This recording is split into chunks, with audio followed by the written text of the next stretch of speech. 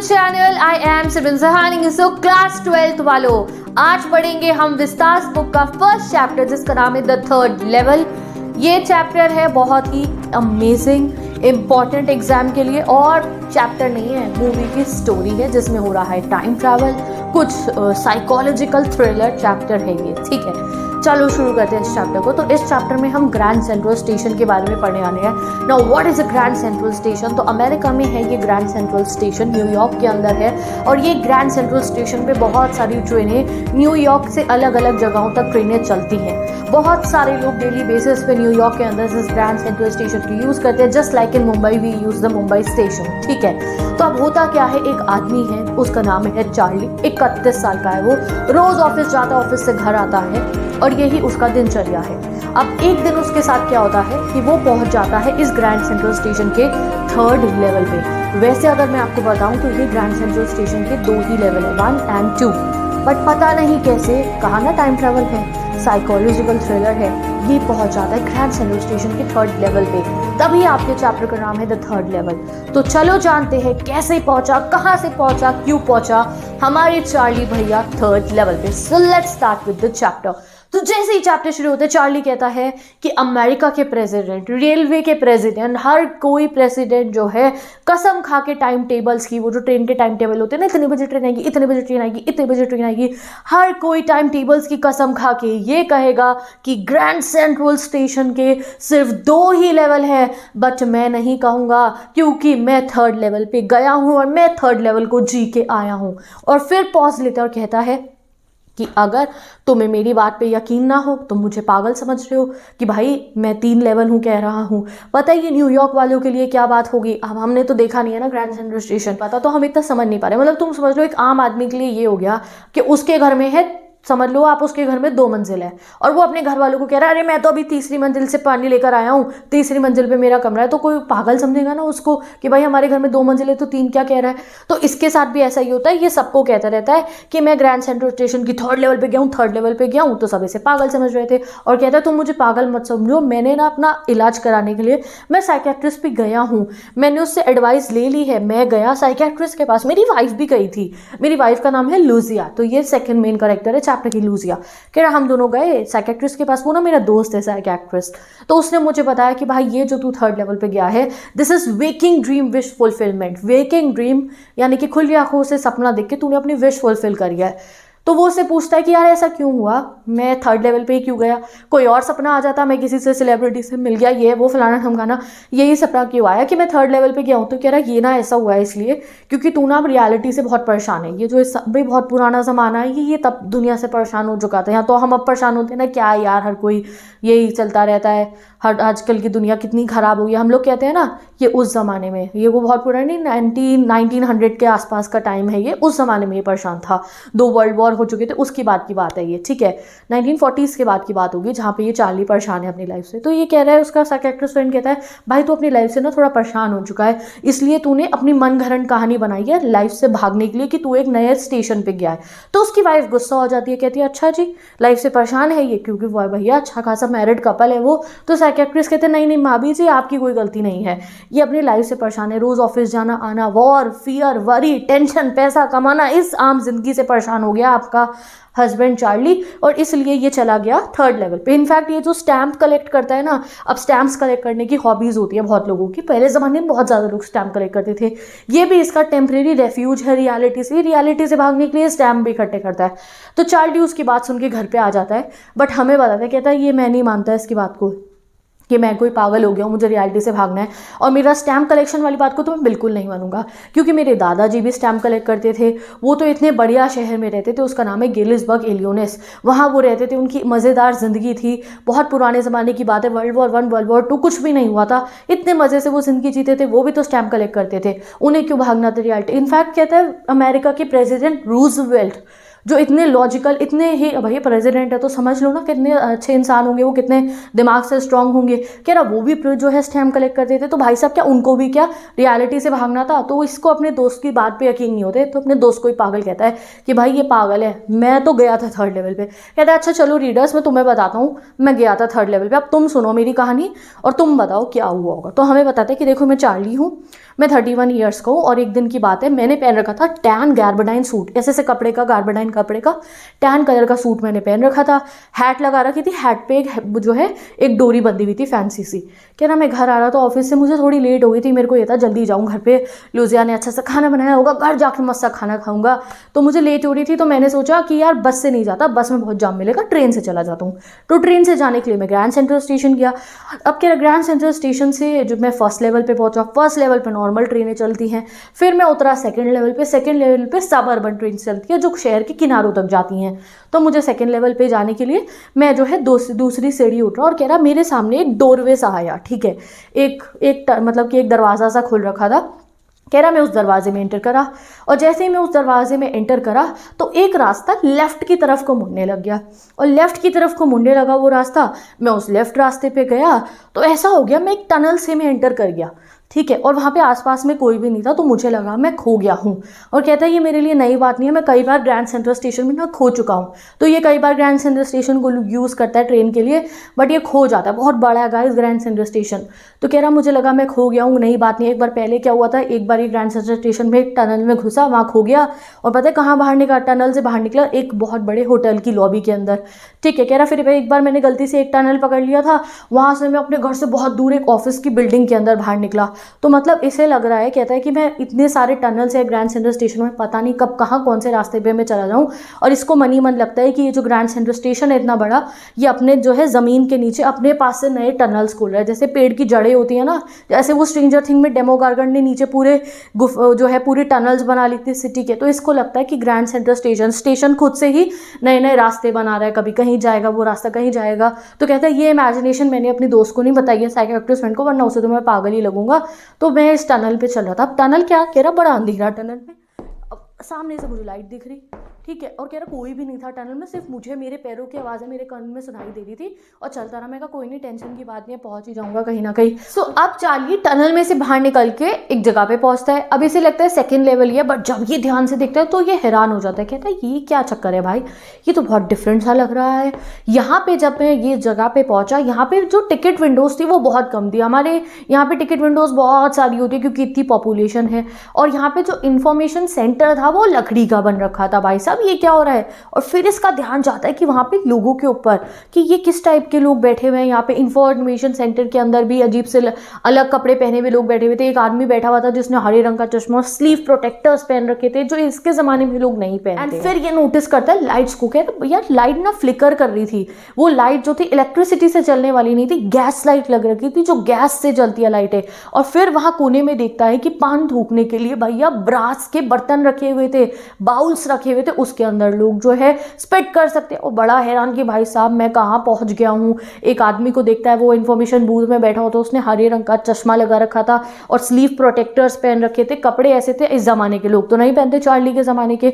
वहीं इसकी नज़र पड़ती है एक आदमी पे, देखते भाई ये आदमी की वजह से कुछ चमकता हुआ सा कुछ दिखता है उसके हाथ में। तो उसने क्या करा था, उसने अपनी पॉकेट के अंदर से, वेस्ट पॉकेट के अंदर से एक सोने की घड़ी निकाली थी। ये हैरान हो जाता है भैया कहाँ पहुँच गया हूँ मैं। और फिर देखता है कि यहाँ पे जितने भी लोग थे उन्होंने मूछें रखी हुई थी, बड़ी बड़ी साइड बन्स रख रखे थे, और कपड़े कैसे पहन रखे थे, बटन वाले, 4 बटन वाले कोट पहन रखे थे। और एक लेडी को देखता है, उसने मटन स्लीव्स वाली जो है टॉप पहन रखा था, हाई बटन शूज पहन रखे थे। कपड़े और पहनने का तरीका सबका ऐसे था जैसे 1890s के ज़माने का फैशन था। तो इसे देख के अब लगता है भाई कुछ तो मांझ रहा है, कुछ तो हो गया है यहाँ पे। तभी इसकी नज़र पड़ती है ट्रेन के ऊपर जो पीछे खड़ी थी, वो करियराइज्ड लोकोमोटिव। यानी कि वो ट्रेन कौन सी थी भैया, स्टीम इंजन वाली ट्रेन थी वो, जो कोयले से चलती थी, जो वो थॉमस वाले से आता था ना बचपन में कार्टून, उस पे। तो अब उसे लगता है भाई कुछ तो गड़बड़ हो गई है, मेरे ज़माने में तो ये ट्रेन ही नहीं होती है, इलेक्ट्रिक ट्रेन ही होती है, अब ये कहाँ मैं पहुँच चुका हूँ, क्या हो रहा है। एंड देन वो सोचता है कि भैया मैं काम करता हूँ, क्योंकि समझदार तो था ना, मैं यहाँ पे ना न्यूज़पेपर था, होता है एक जगह पे न्यूज़पेपर बिक रहा था, तो ये सोचता है कि जाके न्यूज़पेपर देखता हूँ, पता चलेगा कौन से एट में हो, कौन से ईयर में हो। सो नाउ चार्ली जाता है न्यूज़पेपर वाले पे, और न्यूज़पेपर वाला एक बॉय होता है, वो उसको न्यूज़पेपर दे देता है। अब वो न्यूज़पेपर कौन सा था गाइस, वो न्यूज़पेपर था द वर्ल्ड। और द वर्ल्ड चार्ली के ज़माने में तो अब जो है बिकता ही नहीं है, ना ही छपता है, बहुत समय पहले बंद हो चुका है। तो चार्ली उस पर डेट पढ़ता है, उस न्यूज़पेपर पे डेट लिखी थी जून 11, 1894। यानी कि यहाँ पे भाई साहब चार्ली को समझ में आता है भाई मैंने कर लिया टाइम ट्रेवल। और उस न्यूज़पेपर में प्रेसिडेंट क्लीवलैंड की जो है खबर छपी हुई थी। तो अब इसको प्रॉपर समझ में आ जाता है कि मैंने टाइम ट्रैवल कर लिया है और मैं पहुंच चुका हूँ 1890s के ज़माने में। अब नॉर्मल इंसानों का भाई साहब वो डर जाएगा, ये नहीं डरता।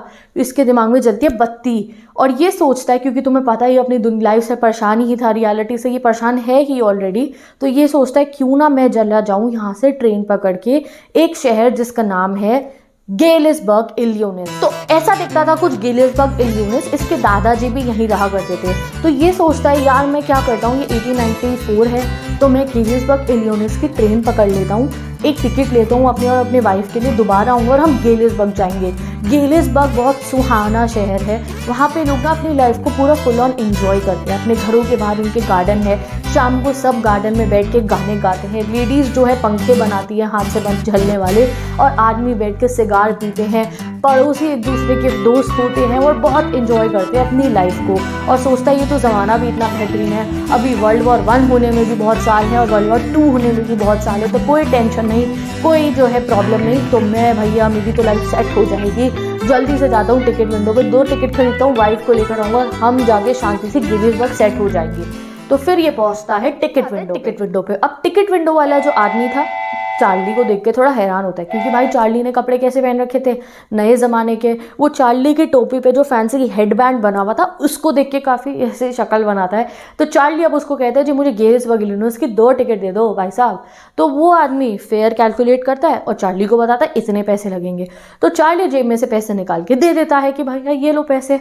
और तब वो आदमी को आता है गुस्सा और उसको देख के कहता है यू ट्राइंग टू स्किन मी, तुम मेरा पागल बनाने की कोशिश कर रहे हो, और दैट एंट मनी, ये पैसे नहीं है। उसको कहता है। अब चार्ली को समझ आता है अबे यार ये मैंने क्या करा, ये तो 1890s है, यहाँ पे हमारे वाले नोट थोड़ी चलेंगे। तो ऐसे ना नोट बदलते रहते हैं, तो उसके पुराने ज़माने में नोट अलग टाइप के थे 1890s के, अब चार्ली के ज़माने के नोट अलग थे। तो कह रहा मैंने पैसे वापस रखे और मैं वहाँ से भागा, क्योंकि कह रहा 1890s की जेल अच्छी नहीं है, जेल आपकी जेल तो और बुरी है पुराने ज़माने की, तो मुझे जेल तो नहीं जाना था। सो मैंने सोचा अभी भाग जाता हूँ, फिर कभी यहाँ पे वापस आऊँगा। So let's come to next day. क्या करता है चार्ली का ऑफिस होता है ख़त्म। चार्ली का जब ऑफिस ख़त्म हो जाता है तो चार्ली पहुंचता है एक उस जगह पे जहाँ पे ना पुराने नोट बदल के दे दिए जाते हैं। वहाँ पे ये क्या करते हैं, इसके बैंक में $300 थे, आज तक की सेविंग्स थी इसकी। ये $300 के नोट बदलवाते हैं पुरानी करेंसी से, 1890s वाली करेंसी से। इसको बदले में सिर्फ $200 ही मिलते हैं, बट कहते हैं कोई बात नहीं, कोई नुकसान का मेरा यहाँ पे जो है सौदा नहीं हुआ है।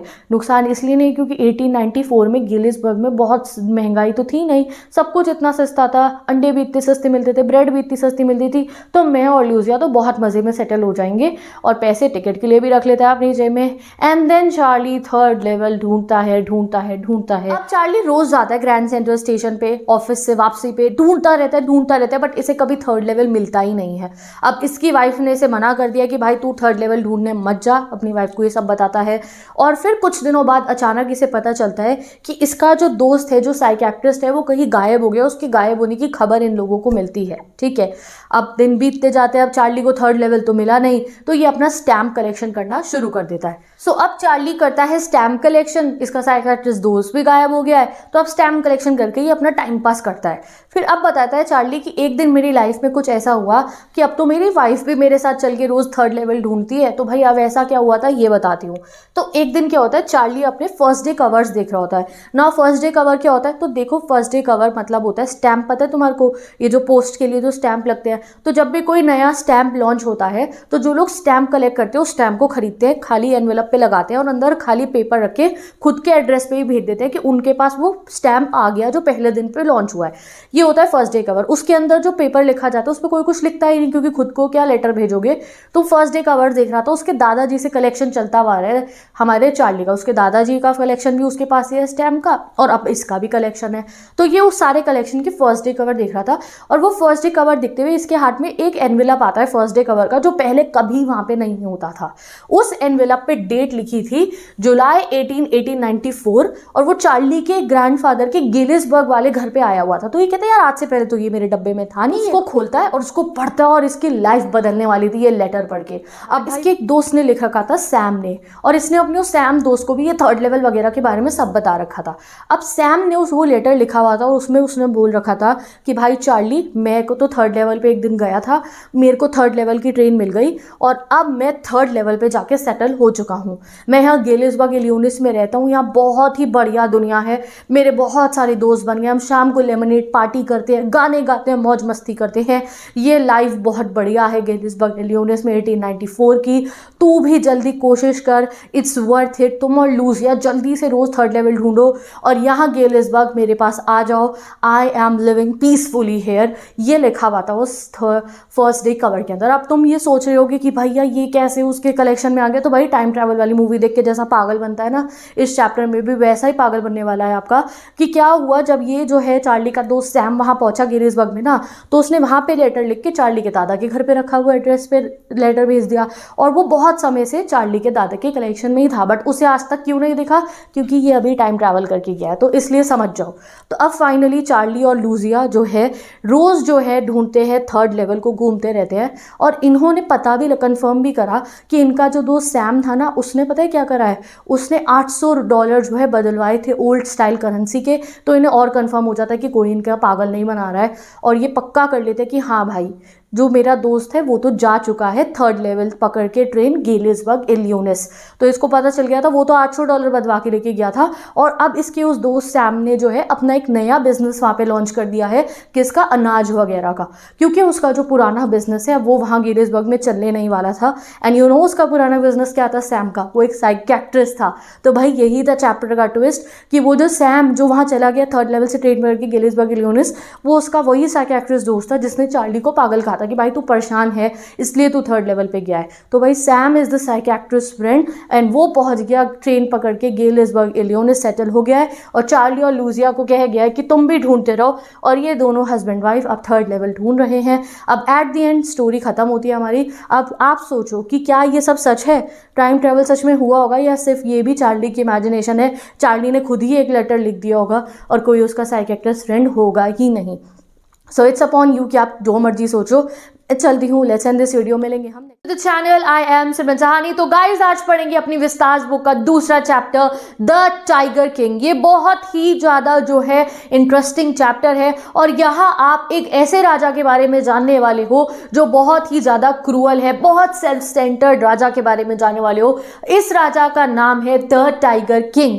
अब वैसे किसी का नाम द टाइगर किंग थोड़ी हो सकता है, रियल नेम तो कुछ होगा। तो भाई ये राजा का रियल नेम है सर जलानी जंग बहादुर, बट इनको ये नाम दिया गया, ये टाइटल इन्हें दिया गया tiger king. So through out the chapter आप ये जानोगे कि भाई साहब इनका नाम द टाइगर किंग क्यों पड़ा है। तो चलो पढ़ाती हूँ आपको क्यों हमारे राजा का नाम रखा गया द टाइगर किंग। अब कौन से राज्य के राजा थे ये, किसी राजा है तो किसी किंगडम के तो होंगे।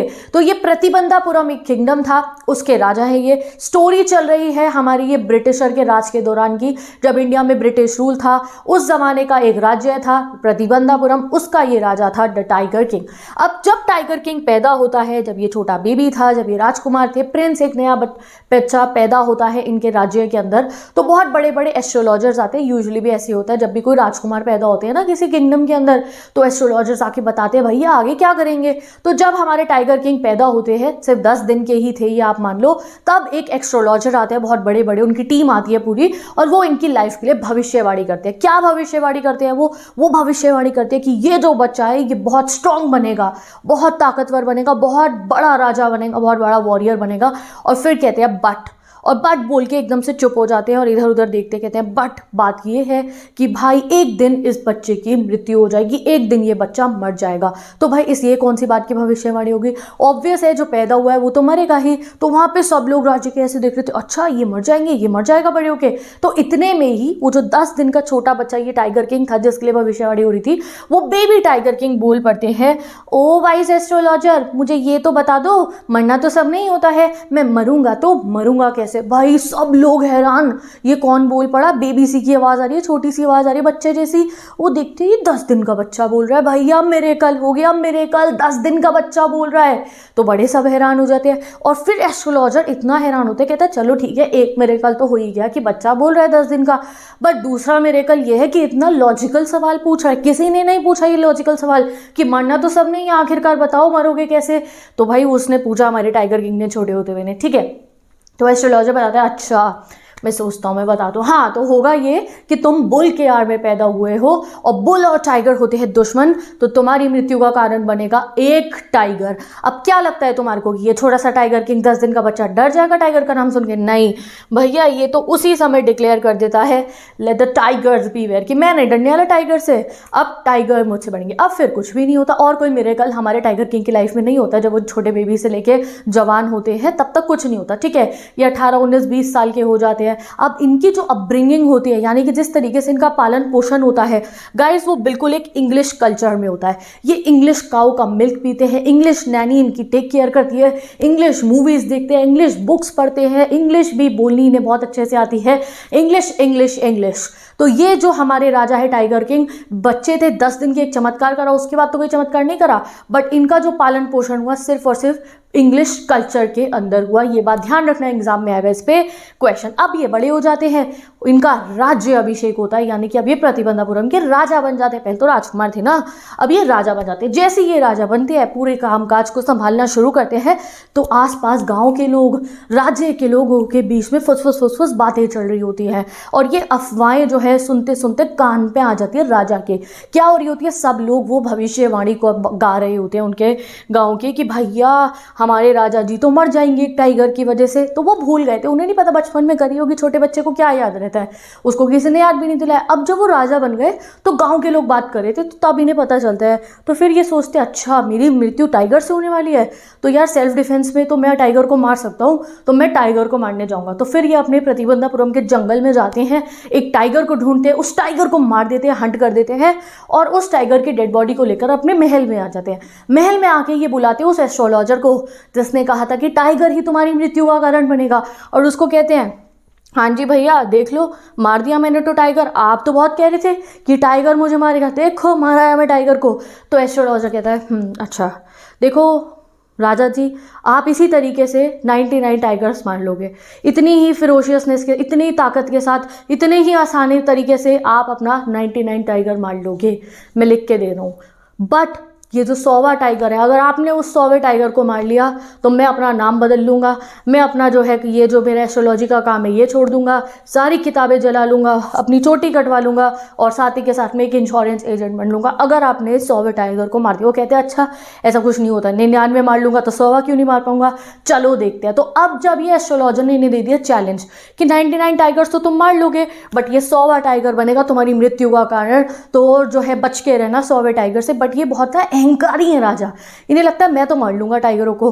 तो जैसे ही एस्ट्रोलॉजर वहां से जाता है, ये भैया अपने पूरे गांव के अंदर, अपने राज्य के अंदर डिक्लेयर कर देते हैं कि आज से मैं कोई काम नहीं करूंगा, मैं अपनी जनता के लिए, अपने राज्य के लिए कोई काम नहीं करूंगा, कोई अफेयर स्टेट के नहीं संभालने वाला, पहले मैं 100 टाइगर्स मारूंगा, उसके बाद कोई भी कामकाज जो राजा का होता है वो करूंगा। और ये मिशन टाइगर हंटिंग पे निकल पड़ते हैं। इन्होंने अपने यहाँ के फॉरेस्ट के अंदर जो है टाइगर किलिंग पे बैन लगा दिया कि इनके अलावा कोई टाइगर को पत्थर भी फेंक के मार दिया ना तो भैया तुम्हें जेल में डाल देंगे।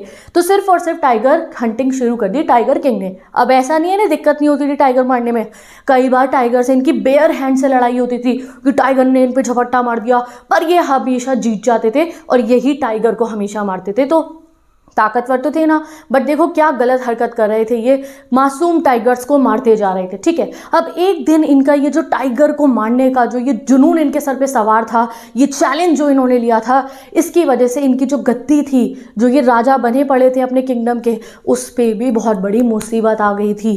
क्या मुसीबत आती है भैया, इनके पास एक ना ब्रिटिशर आता है, वो कहता है अरे राजा जी आप तो बड़े टाइगर वाइगर मारते हो, मैं भी तुम्हारे गाँव आऊँगा और मैं भी एक टाइगर मार के जो है वहाँ पे जाऊँगा, मुझे भी हंट करना। भी कहता है अबे नहीं यार, इसको मारने दिया तो रोज का किस्सा बन जाएगा, कभी कोई आएगा कभी कोई आएगा, और टाइगर तो होते भी नहीं इतने, टाइगर तो मेरे लिए हंट के लिए। तो ये उसको लिख के भेज देते, नहीं नहीं टाइगर हंट तो हम आपको नहीं कराने देंगे, हमारे आ जाओ मच्छर मार लो, कोई भी एनिमल बाकी मार लेना, हम टाइगर नहीं मरवाने देंगे आपको बिल्कुल भी।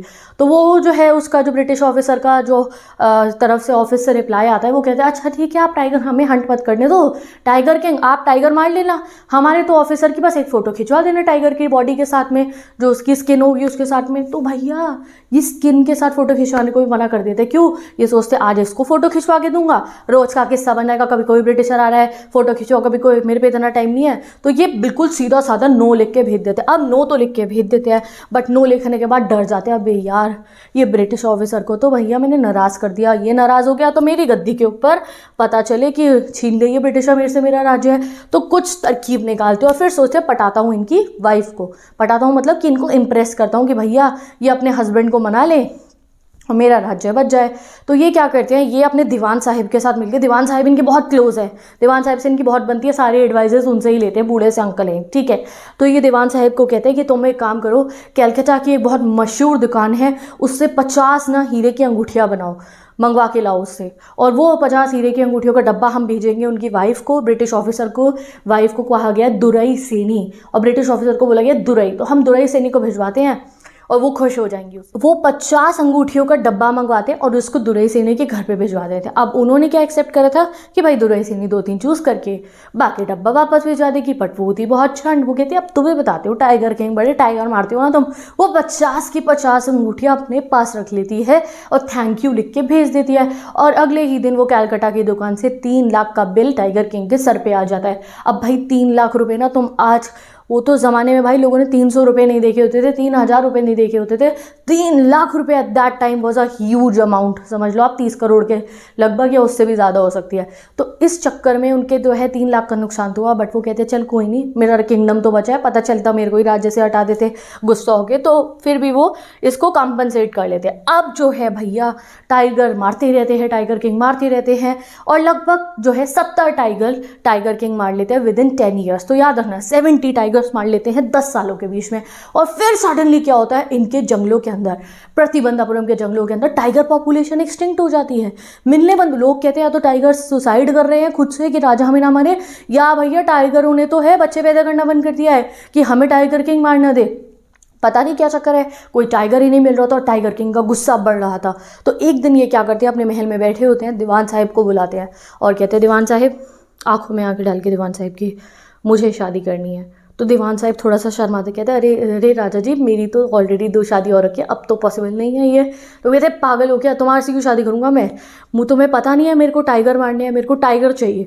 तो दीवान साहिब कहता है कि अरे सर क्या बात कर रहे हो आप, आपके जो है पूर्वजों की शादी गन से हुई है, तलवार से हुई है, आप जो है गन से शादी कर लो, चलो टाइगर किंग की क्या ज़रूरत है, टाइगर किंग बहुत तो है। मतलब उन्हें क्या लग रहा है कि ये टाइग्रेस से शादी करने को कह रहे हो। कहते हैं अरे नहीं भाई, मुझे ना टाइग्रेस से शादी करनी, ना मुझे तुम्हारे से शादी करनी, मुझे एक ह्यूमन से, एक लड़की से शादी करनी है, और ऐसी राजकुमारी से शादी करनी है जिसके गाँव में हो, जिसके किंगडम में हो ढेर सारे टाइगर। तो जल्दी से एक बुरा स्टैट्स करो, पता लगाओ कि भाई कौन सा ऐसा राज्य है जहाँ हो बतेरे टाइगर, मैं उस लड़की से शादी कर लूँगा, उस राजकुमारी से, और वहाँ जाके टाइगर किलिंग करूँगा। तो दिमाग तो बहुत चलता था इनका, बट गलत डायरेक्शन में चलता था हर बार। तो फिर दीवान साहिब ऐसी एक सुंदर सी राजकुमारी ढूंढते हैं, उनकी शादी हो जाती है टाइगर किंग से। हर बार टाइगर किंग इनके किंगडम में जाते हैं, अपने ससुराल जाते हैं और टाइगर्स पे टाइगर मारते रहते हैं। तो कुछ समय के अंदर ही टाइगर किंग ने अपने फादर इन लॉ के किंगडम में 99 टाइगर्स मार दिए। तो देखो गाइस, 99 टाइगर्स को इन्होंने मार डाला।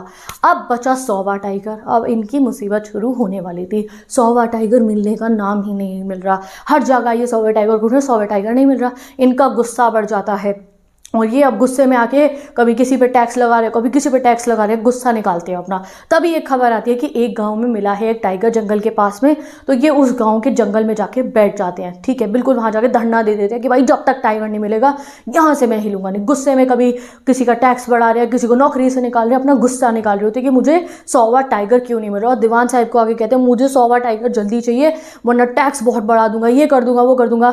तो दीवान साहिब डर जाता है कि अगर जो है राजा ऐसी हरकतें करेगा तो भाई प्रजा तो हम इन राजे को हटा ही देगी, जो है पॉलिटिकल पार्टी को ले आएगी। ब्रिटिशर्स का ज़माना था उस समय में। तो दीवान साहिब सोचता है भाई मुझे ही कुछ करना पड़ेगा, 100वां टाइगर का जुगाड़ तो मेरे को खुद ही करना पड़ेगा। तो ये दीवान साहिब भैया बड़ा ही फ़नी और क्या ही अजीब करेक्टर है।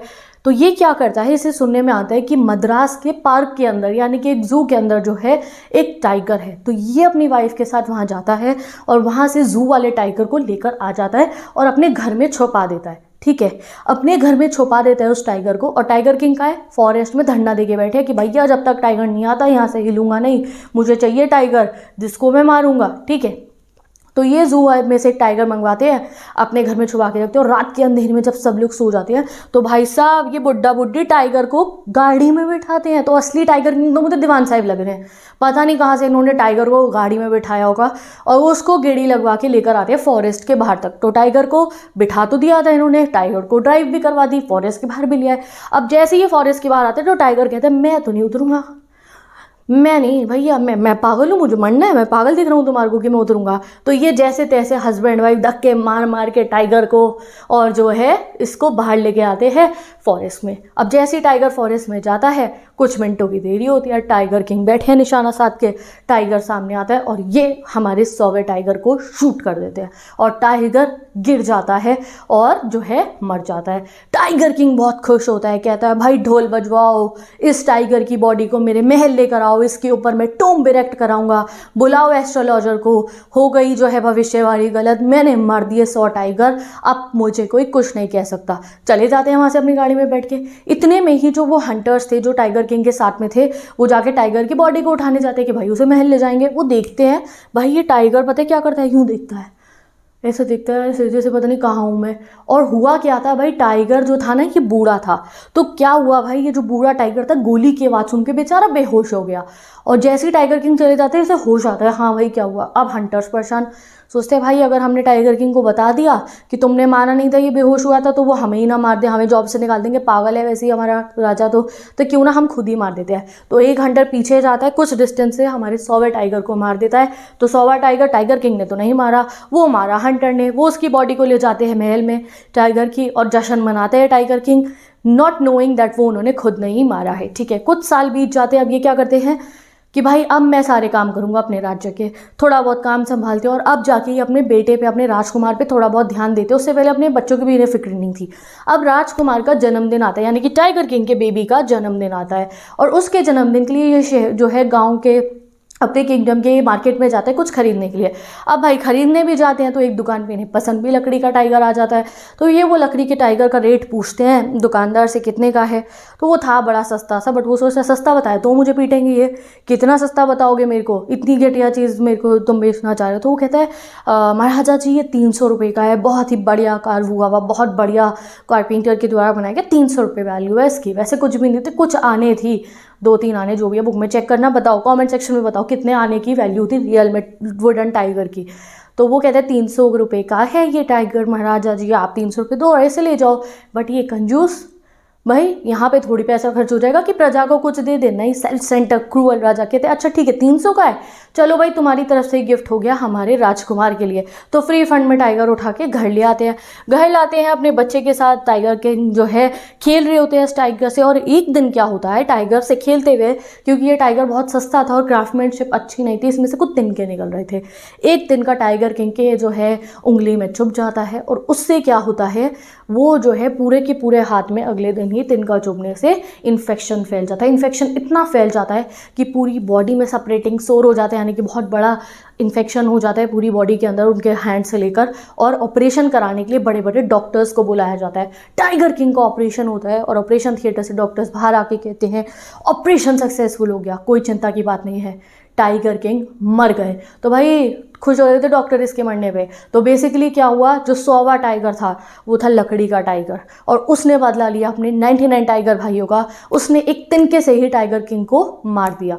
तो यहाँ पे टाइगर किंग को अपने कर्मों की सज़ा मिल गई जो उन्होंने किया टाइगर मासूम टाइगरों के साथ। तो एक बेजान लकड़ी के टाइगर ने ही उनसे अपना बदला लिया।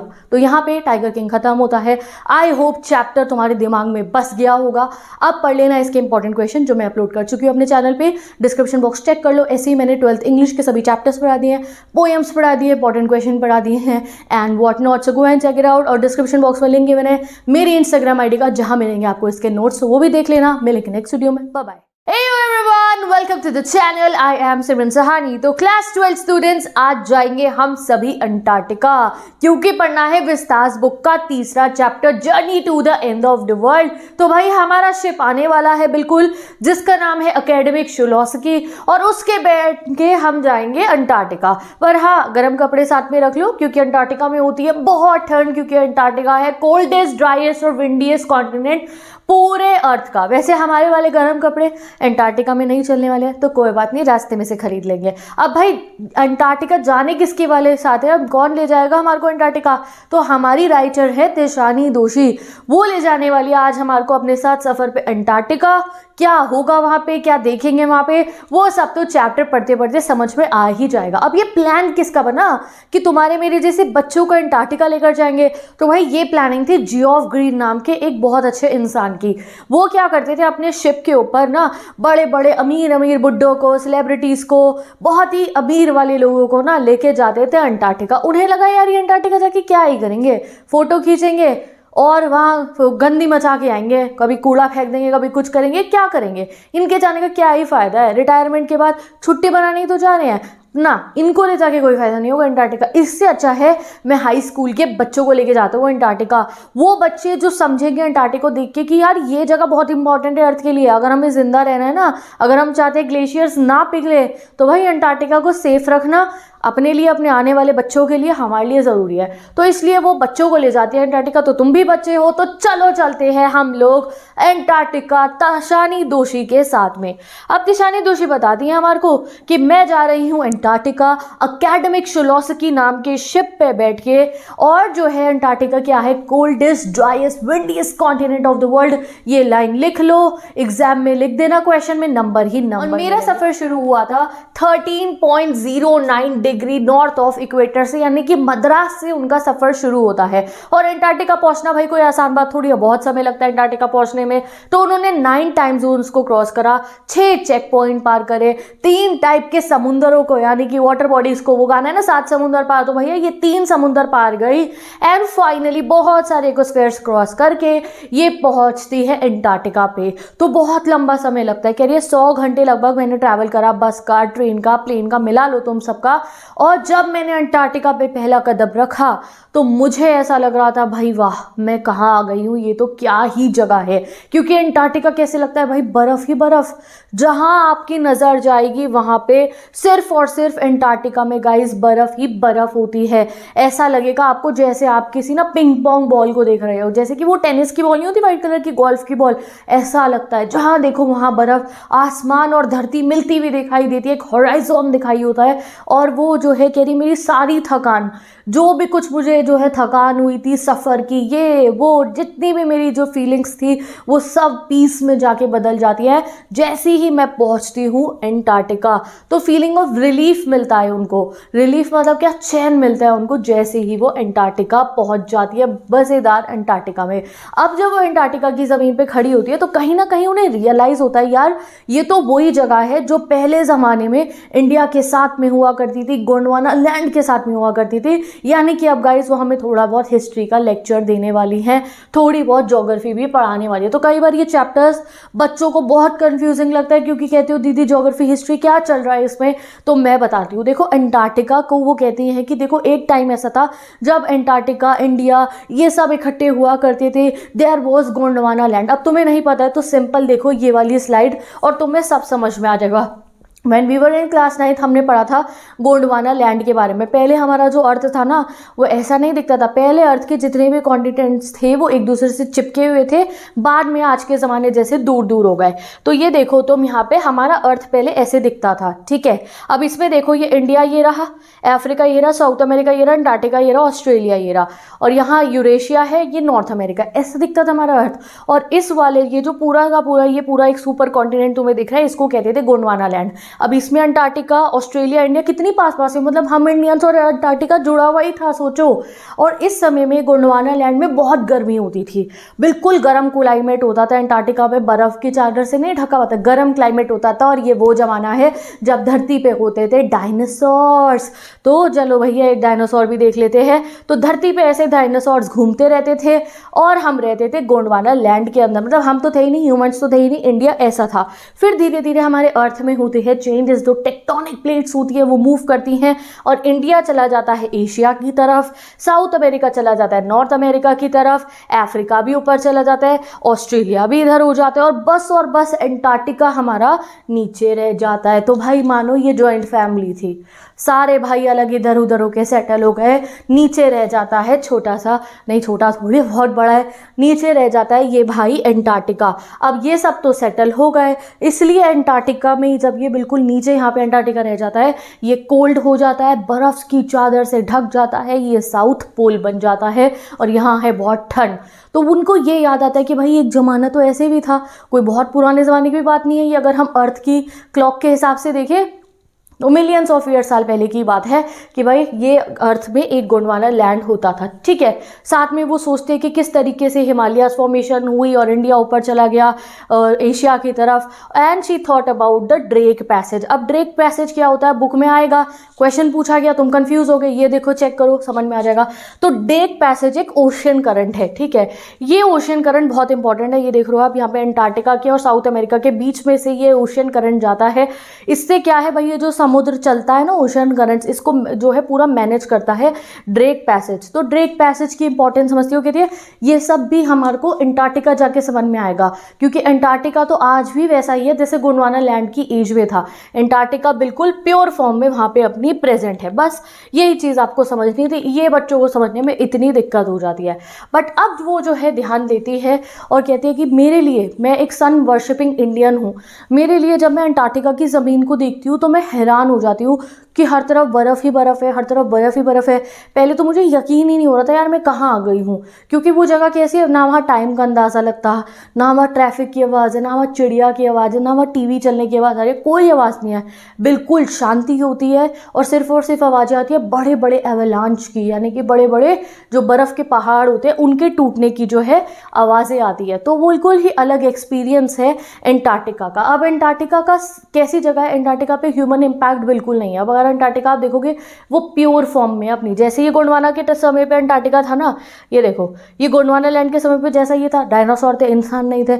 आज भी एंटार्क्टिका यहाँ नीचे अकेला बिल्कुल वैसा अपनी प्योर फॉर्म में है, क्योंकि आज भी एंटार्क्टिका में कोई भी ह्यूमन की बनाई हुई बिल्डिंग नहीं है, कोई भी पेड़ नहीं है, कोई भी जो है बिलबोर्ड्स नहीं लगाए हुए, कोई भी जो है नई नई गाड़ियाँ नहीं चल रही हैं वहाँ की ज़मीन में। तो एंटार्क्टिका तो आज भी वैसा ही है जैसा उस ज़माने में था। तभी पता है आपको बहुत सारे रिसर्च सेंटर्स बन रखे हैं अमेरिका के, बड़ी बड़ी कंट्रियों के, वहाँ पे उन्होंने बेस कैंप लगा रखे हैं और वहाँ एंटार्क्टिका की ज़मीन में खुदाई करके हमारे अर्थ के पास्ट, प्रेजेंट और फ्यूचर को जानने के लिए वो लोग खुदाई करके अलग अलग एक्सपेरिमेंट करते रहते हैं। कार्बन रिकॉर्ड्स जो है हमारे अर्थ के, कि हमारे अर्थ में पहले क्या होता था, कैसे होता होगा, वो सब एंटार्क्टिका की धरती के नीचे है तो हमारी धरती के नीचे भी, बट हमारे यहाँ तो वो नहीं हो सकती ना खुदाई, हम लोग रह रहे हैं, बट एंटार्क्टिका में तो कोई नहीं रहता, तो इसलिए एंटार्क्टिका में खुदाई होती रहती है, ठीक है। अब वो एक बारी को वहाँ एंटार्क्टिका में खड़े होकर ना ह्यूमन इम्पैक्ट के बारे में सोचती हूँ ना, हम इंसानों के ऊपर उन्हें थोड़ी शर्म आती है। वो खुद सोचती है, कहती है हम लोग जो ह्यूमन सिविलाइजेशन जो सेटल हुई है डायनासोर के जाने के बाद एंड ऑल दैट 12,000 साल हुए हैं सिर्फ ह्यूमंस को अर्थ पे रहते हुए, और इन 12,000 सालों के अंदर हमने अर्थ का बिल्कुल ही बुरा हाल कर दिया।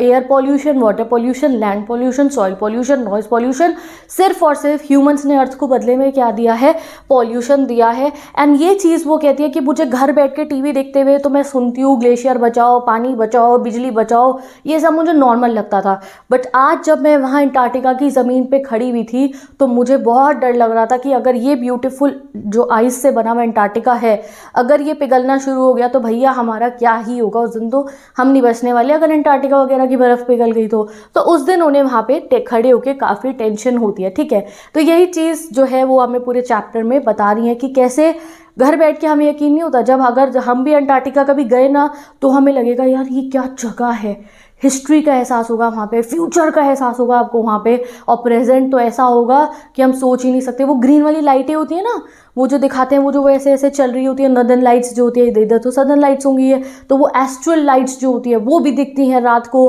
और आसमान में कोई पॉल्यूशन नहीं। सो बहुत ही एक अमेजिंग एक्सपीरियंस होता है एंटार्क्टिका में जाना। ठीक है, अब वो बताती है कि मैं एंटार्क्टिका गई क्यों हूँ। हमें तो पता है ना, जियो ऑफ ग्रीन अंकल लेके गए हैं, बट हमें अब चैप्टर में खुद बताती है वो कि मैं स्टूडेंट ऑन आइस एक प्रोग्राम है, उसके अंडर में मैं जा रही हूँ एंटार्क्टिका। क्योंकि student of on ice programme जो है वो किसने चलाया है, जियो ऑफ ग्रीन ने चलाया है। मैंने तो आपको बता ही दिया है, ये कनेडियन है, ठीक है, कनाडा वाले हैं ये पहले सेलिब्रिटीज़ को ले जाते थे, बूढ़े लोगों को, बट बाद में इन्होंने क्यों डिसाइड करा कि यंग बच्चों को ले जाएंगे, कि भैया यंग बच्चे जाएंगे, देखेंगे, समझेंगे, कल को अगर कोई यंग बच्चा कोई इन्वायरमेंटलिस्ट बन जाए, कोई पॉलिसी मेकर बन जाए, कोई पॉलिटिक्स में आ जाए, कोई गवर्नमेंट में आ जाए, कोई टीचर बन जाए, कोई डॉक्टर बन जाए, कोई राइटर बन जाए, तो दुनिया को जागरूक कर पाए कि भैया पॉल्यूशन मत करो और अर्थ को बचाओ। जैसे उन्होंने ये चैप्टर लिखा, हम पढ़ रहे हैं, हम भी समझ रहे हैं, ठीक है भाई, पॉल्यूशन जितना हो सके हम अपनी तरफ से जो है उसको कम करें। अब जो है वो हमें बताती हैं कि कैसे एंटार्क्टिका में छोटी छोटी चीज़ें भी बहुत ज़्यादा मैटर करती है। नेक्स्ट टॉपिक आता है आपका ये आपके चैप्टर का, वो कहते हैं एंटार्क्टिका का ना जो इकोसिस्टम है वो बहुत ज़्यादा सिंप्लीफाइड है। ठीक है, बहुत सारे जानवर नहीं है वहाँ पे, बहुत सारे लोग नहीं है वहाँ पे, तो वहाँ पे बहुत सिंप्लीफाइड इकोसिस्टम है। और एंटार्क्टिका से हमें ये समझ में आता है कि जब आप छोटी छोटी चीज़ों का ध्यान रखने लगो तो बड़ी चीज़ें अपने आप सही हो जाती है। जैसे एक कहावत है, बूंद बूंद से घड़ा भरता है। तो अगर आप छोटी चीज़ों पे ध्यान दोगे तो बड़ी चीज़ें अपने आप सही से होने लग जाएगी। जैसे तुम डेली बेसिस पे पढ़ाई करोगे तो कभी सिलेबस पेंडिंग ही नहीं होगा। ये चीज़ वो एंटार्क्टिका से ऐसे बताती है हमारे को कि हमारे अर्थ का, ग्लोबल वार्मिंग का, पॉल्यूशन का ऐसा नहीं है एंटार्क्टिका पे असर नहीं पड़ा, नहीं।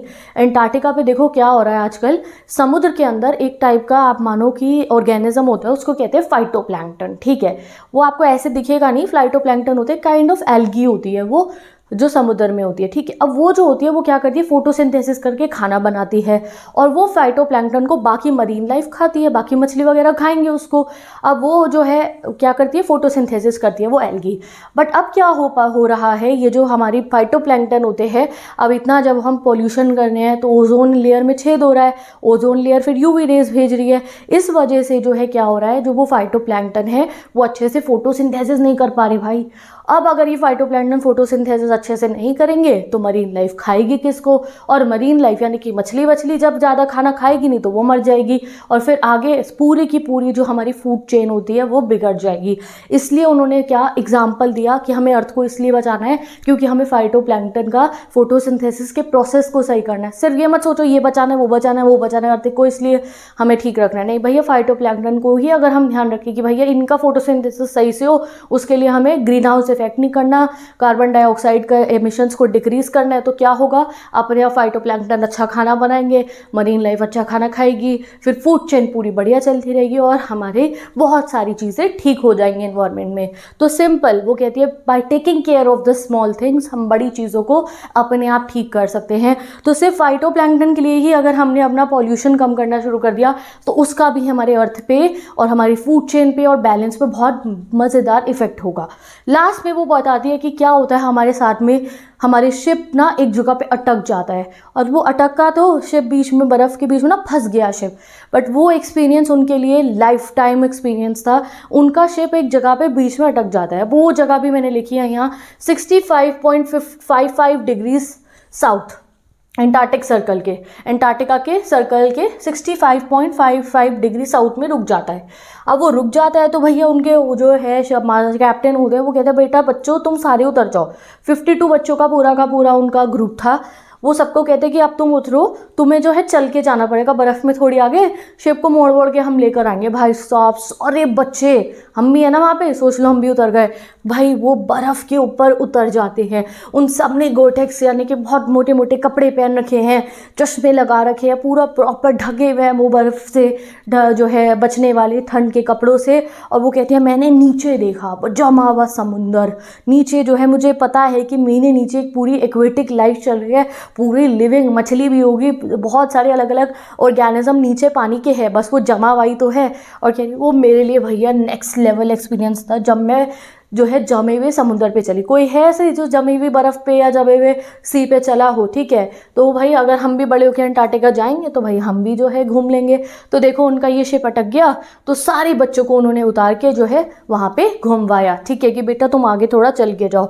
और ये सब उनकी यादों के जो है दिमाग में ये यादें उनके भरती गई। अब एक याद और रही उनके दिमाग में कि जब वो वहाँ घूम रही थी कहाँ पे, बर्फ़ के ऊपर, तो वो कह रही हमने देखा सील्स को मज़े से बैठ के धूप सेक रही थी ये सील्स।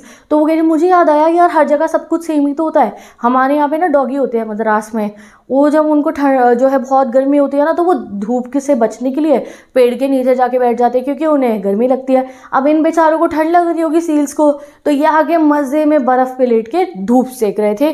सो वो कहती है सब कुछ कितना सेम होता है। फाइनली कहती है इतना लंबा सफ़र करके, वही टाइम जोन्स, वही सारे चेक पॉइंट्स, वही सारी वाटर बॉडीज़ क्रॉस करके मैं पहुंची अपने घर पहुंच के जब मैं बैठी आराम से, तब मैंने सोचा कि क्या कभी ऐसा समय होगा जब अंटार्कटिका गर्म हो जाएगा। यानी कि अंटार्कटिका गर्म कब होगा, जब हम बहुत ज़्यादा ग्लोबल वार्मिंग वगैरह कर देंगे। क्या अगर ऐसा हुआ तो क्या हम उसे देखने के लिए रहेंगे भी हम ह्यूमंस, या हम भी एक्सटिंक्ट एनिमल्स की तरह एक्सटेंड हो चुके होंगे।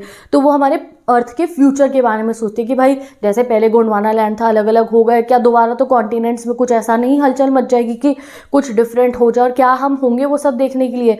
और फाइनली उन्हें ये समझ में आता है कि अगर हमें अपने अर्थ को बचाना है तो we have to start taking small steps, जो भी हो अपने बेसिस पे, पॉल्यूशन कंट्रोल करने के लिए, एनवायरनमेंट साफ रखने के लिए वी शुड टेक इनिशिएटिव्स। तभी उन्होंने एक इनिशिएटिव लिया, उन्होंने ये चैप्टर लिख दिया जिससे हम अंटार्कटिका के बारे में जान पाए। हम बाकी सब कॉन्टिनेंट्स के बारे में काफ़ी कुछ जानते हैं, यहाँ पे ये कंट्री अंटार्कटिका के बारे में आपको देखो कितना अच्छा हमारे इंग्लिश बुक से पता चला है, इतनी ब्यूटीफुल चीज़ें आपको पता चली।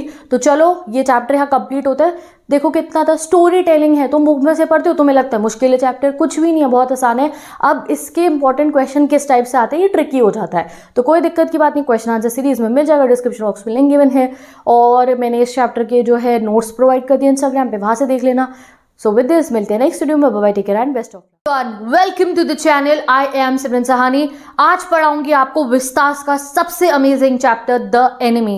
ये जो चैप्टर है, जैसे आप कोई मूवीज देखते हो, जैसे आप कोई ड्रामा देखते हो, उसमें क्या होता है सीरीज चल रही होती है, एपिसोड 1, एपिसोड 2, एपिसोड 3, और बैक टू बैक ऐसी कॉन्सेंट्रेशन से देखते हो कि भैया सुबह रात को 12 बजे लगाइए तो 4 बजे तक वो सीरीज निपट जाती है। ऐसे ही कॉन्सेंट्रेशन से इस चैप्टर को सुनना, बहुत अमेजिंग, बहुत ज़्यादा इमोशनल, बहुत ज़्यादा मज़ेदार चैप्टर है ये। लाइफ की रियलिटी जानोगे आप, यहाँ से दुनिया को जानोगे। चलो पढ़ते हैं इस चैप्टर को। ये चैप्टर सेट है जापान और अमेरिका के वॉर के दौरान का, यानी कि हमारे वर्ल्ड वॉर 2 के दौरान का। वर्ल्ड वॉर 2 हुआ था तो आपको पता होगा, जो है अमेरिका, ब्रिटेन, फ्रांस, रशिया साथ में थे, और एक तरफ था जर्मनी, इटली, जापान। उस समय पे जापानी और अमरीकी बिल्कुल जो है तगड़े वाले दुश्मन थे, और एट दी एंड अमेरिका ने तो बॉम्ब भी गिरा दिया था जापान के ऊपर। तो इतनी जानकारी रखना ज़रूरी है। ये नहीं कि बस आके हिंदी में चैप्टर बोल के चली जाऊँ, या तुम्हारे साथ कुछ मजाक करके चली जाऊँ यहाँ पे, और चैप्टर तुम्हें पल्ले ना पड़े, एग्जाम में तुमसे आंसर ना बने, और फिर तुम आंसर लिख ना पाओ और सोचो कि अरे चैप्टर पढ़ने का फ़ायदा ही क्यों हुआ। अगर मेरी वीडियो से पढ़ रहे हो तो यहाँ मैं बहुत सीरियसली एज अ एजुकेटर, ऐसा कि आपको चैप्टर अगर मैं पढ़ा रही हूँ तो NCERT खोलने की भी ज़रूरत ना पड़े, एक बच्चे के दिमाग में चैप्टर बसा हो, एक 12th क्लास के बच्चे के हिसाब से वैसे मैं पढ़ाती हूँ, ठीक है। तो चलो शुरू करते हैं डिटेल्ड एक्सप्लेनेशन हमारे चैप्टर एनिमी का। तो क्या हो रहा है, वर्ल्ड वॉर 2 के ज़माने की बात है। जापानी और अमरीकी हैं बहुत बड़े दुश्मन, वर्ल्ड वॉर 2 चल रहा है। इस दौरान क्या होता है, ये कहानी के 3-4 मेन कैरेक्टर है। सबसे पहला मेन कैरेक्टर है डॉक्टर सदाओ, जो एक डॉक्टर है जापान के, ठीक है, बहुत रिनोन डॉक्टर है ये जापान के। दूसरी है इनकी वाइफ जिसका नाम है हैना, ठीक है। थर्ड है सदाओ के पापा जो अब मर चुके हैं। फोर्थ है एक जापान का जनरल, और 5th, 6th, 7th कैरेक्टर में जो डॉक्टर सदाओ हैं उनके घर के नौकर हैं, ठीक है। चलो भाई शुरू करते हैं। तो होता क्या है, ये जो हमारे डॉक्टर सदाओ हैं ये जापानीज़ है। बचपन में इनका घर कहाँ पे, अभी भी वहीं है। इनका घर कहाँ पे, इनका ना बीच के पास में घर है, बहुत सुंदर सा घर, जैसा हम इमेजिन करते हैं ना भाई बढ़िया सा घर हो बीच के पास में, वैसा सा ही इनका घर है, ठीक है। बहुत प्यारा सा, बहुत सुंदर सा, जैसा कि आप फोटो में देख सकते हो, सिम ऐसा का ऐसा इनका घर है। इनके घर के पास से बीच दिखता है, इनके घर के पास से सी दिखता है, ठीक है।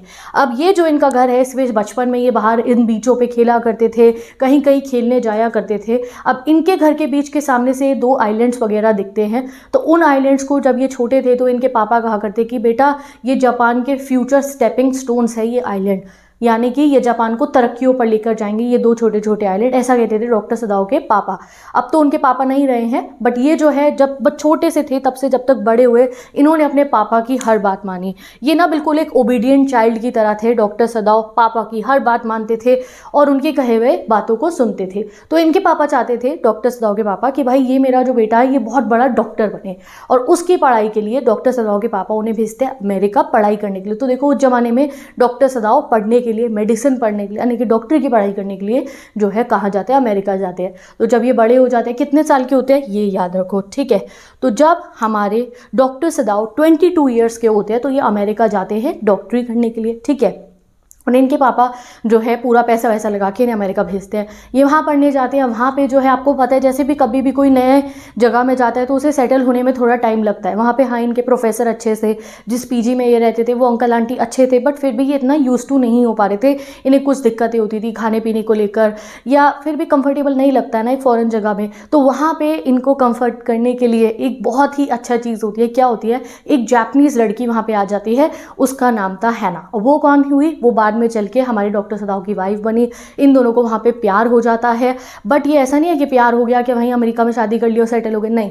इन दोनों को प्यार हो जाता है, बट जब तक डॉक्टर सदाओ को पता नहीं चलता कि हाँ ये प्योर रेस जापानीज़ है, तब तक उसे प्यार का इजहार नहीं करते। जब पक्का पता है हाँ जापानी लड़की है, पापा मान जाएंगे, तब अपने पापा को जाके बताते हैं जी मैंने इससे शादी करनी है। फिर अपनी डॉक्टरी पूरी करते हैं, घर आते हैं, जापान आते हैं, पूरे तौर तरीकों से जापानीज़ वेडिंग इनकी हो जाती है और ये बन जाते हैं हैप्पीली मैरिड कपल। तो ऐसी रही डॉक्टर सदाओ की जिनकी 22 साल में गए थे अमेरिका पढ़ने, वहाँ मिल गई प्यारी सी गर्लफ्रेंड है ना, उससे हो जाती है शादी और जो है वापस आ जाते हैं फिर ये डॉक्टर सदाओ डॉक्टर बन के अपने जापान में। अब अपनी कंट्री को सर्व करने के लिए जब ये डॉक्टर बन जाते हैं, 30+ हो चुके थे तब ये वापस आते हैं और अब ये बढ़िया डॉक्टर बन गए थे। इनफैक्ट बढ़िया डॉक्टर ही नहीं बने थे, एक बहुत बड़े सर्जन भी बन गए थे और एक साइंटिस्ट भी बन गए थे। अब साइंटिस्ट क्यों बने थे, क्योंकि ना एक रिसर्च कर रहे थे डॉक्टर सदाओ किस चीज़ के ऊपर, कि भाई कैसे जो वुंड्स होते हैं, जो घाव होते हैं, उन्हें अच्छे से भरा जाए, साफ करा जाए। तो इनके पापा बहुत खुश हुए कि जो भी वो चाहते थे उनके बेटे ने कंप्लीट करा। अब इनके पापा मर चुके हैं। अब एक दिन की बात होती है, डॉक्टर सदाओ जो है, अब तो इनके 2 बच्चे भी हैं, एक छोटा बेबी बॉय है और एक बच्चा और है इनका। बड़े से घर में अपने यही पापा वाले घर में रह रहे हैं, 4-5 नौकर चाकर हैं और इनको जो है इनकी कंट्री इन पे इतना ट्रस्ट करती है। कंट्री का जो जनरल मैंने आपको बताया वो डॉक्टर सदाओ पे इतना ट्रस्ट करता है कि उसने डॉक्टर सदाओ को वॉर के लिए जो सोल्जर्स के साथ में डॉक्टर भेजे जाते हैं उसमें भी नहीं जाने दिया। क्यों? क्योंकि जनरल बड़ा सेल्फिश था। जनरल को लगा डॉक्टर सदाओ तो बहुत माहिर डॉक्टर है और जनरल की खुद की तबीयत खराब चली थी, तो वो सोचता है भाई मैं डॉक्टर सदाओ को अपने साथ रख लेता हूँ, जिससे कि मेरी तबीयत खराब हो तो मैं अपना इलाज तो इसी बढ़िया वाले डॉक्टर से कराऊंगा। तो डॉक्टर सदाओ जापान में रुके ही इसलिए थे जनरल की तबीयत को जाँच करने के लिए, ठीक करने के लिए, वरना तो उन्हें भी वहाँ वॉर पर भेज दिया जाता सोल्जर्स के साथ में। But he was here only. तो एक दिन ये घर में शाम को बाहर खड़े हुए थे, आराम से जो है बीच को देख रहे थे, ठीक है, बीच पे देख रहे थे और पूरा नज़ारा तो भाई बढ़िया ही था इनके घर से, वो देख रहे थे। पीछे से इनकी वाइफ आ जाती है हैना। हैना बहुत सुंदर सी है, बहुत प्यारी सी, उसने पहने होते किमोनो। अब भाई तुमने शिनचैन डोरेमोन देखा है तो किमोनो ज़रूर देखा होगा। शिनचैन कई बार पहन के आता है, नैनी पहनती है, उसमें शिजुका पहनती रहती है। तो किमोनो इस टाइप का होता है, उसमें यहाँ जो है एक कपड़ा भी बांध लिया जाता है, ठीक है, ब्लू से कलर का उसने कपड़ा बांध रखा था। किमोनो का कलर तो बता नहीं रखा। सुंदर से बाल, प्यारी सी हमारी जो है ये हैना थी। ये आती है, हस्बैंड बाहर बालकनी में यूं खड़े हैं, आके पीछे से उन्हें हग कर लेते। पूरा रोमांटिक माहौल चल रहा होता है। दोनों अभी भी उतना प्यार करते हैं एक दूसरे से जितना पहले दिन जब मिले थे उतना करते थे। टोटली हैप्पीली मैरिड कपल, ठीक है।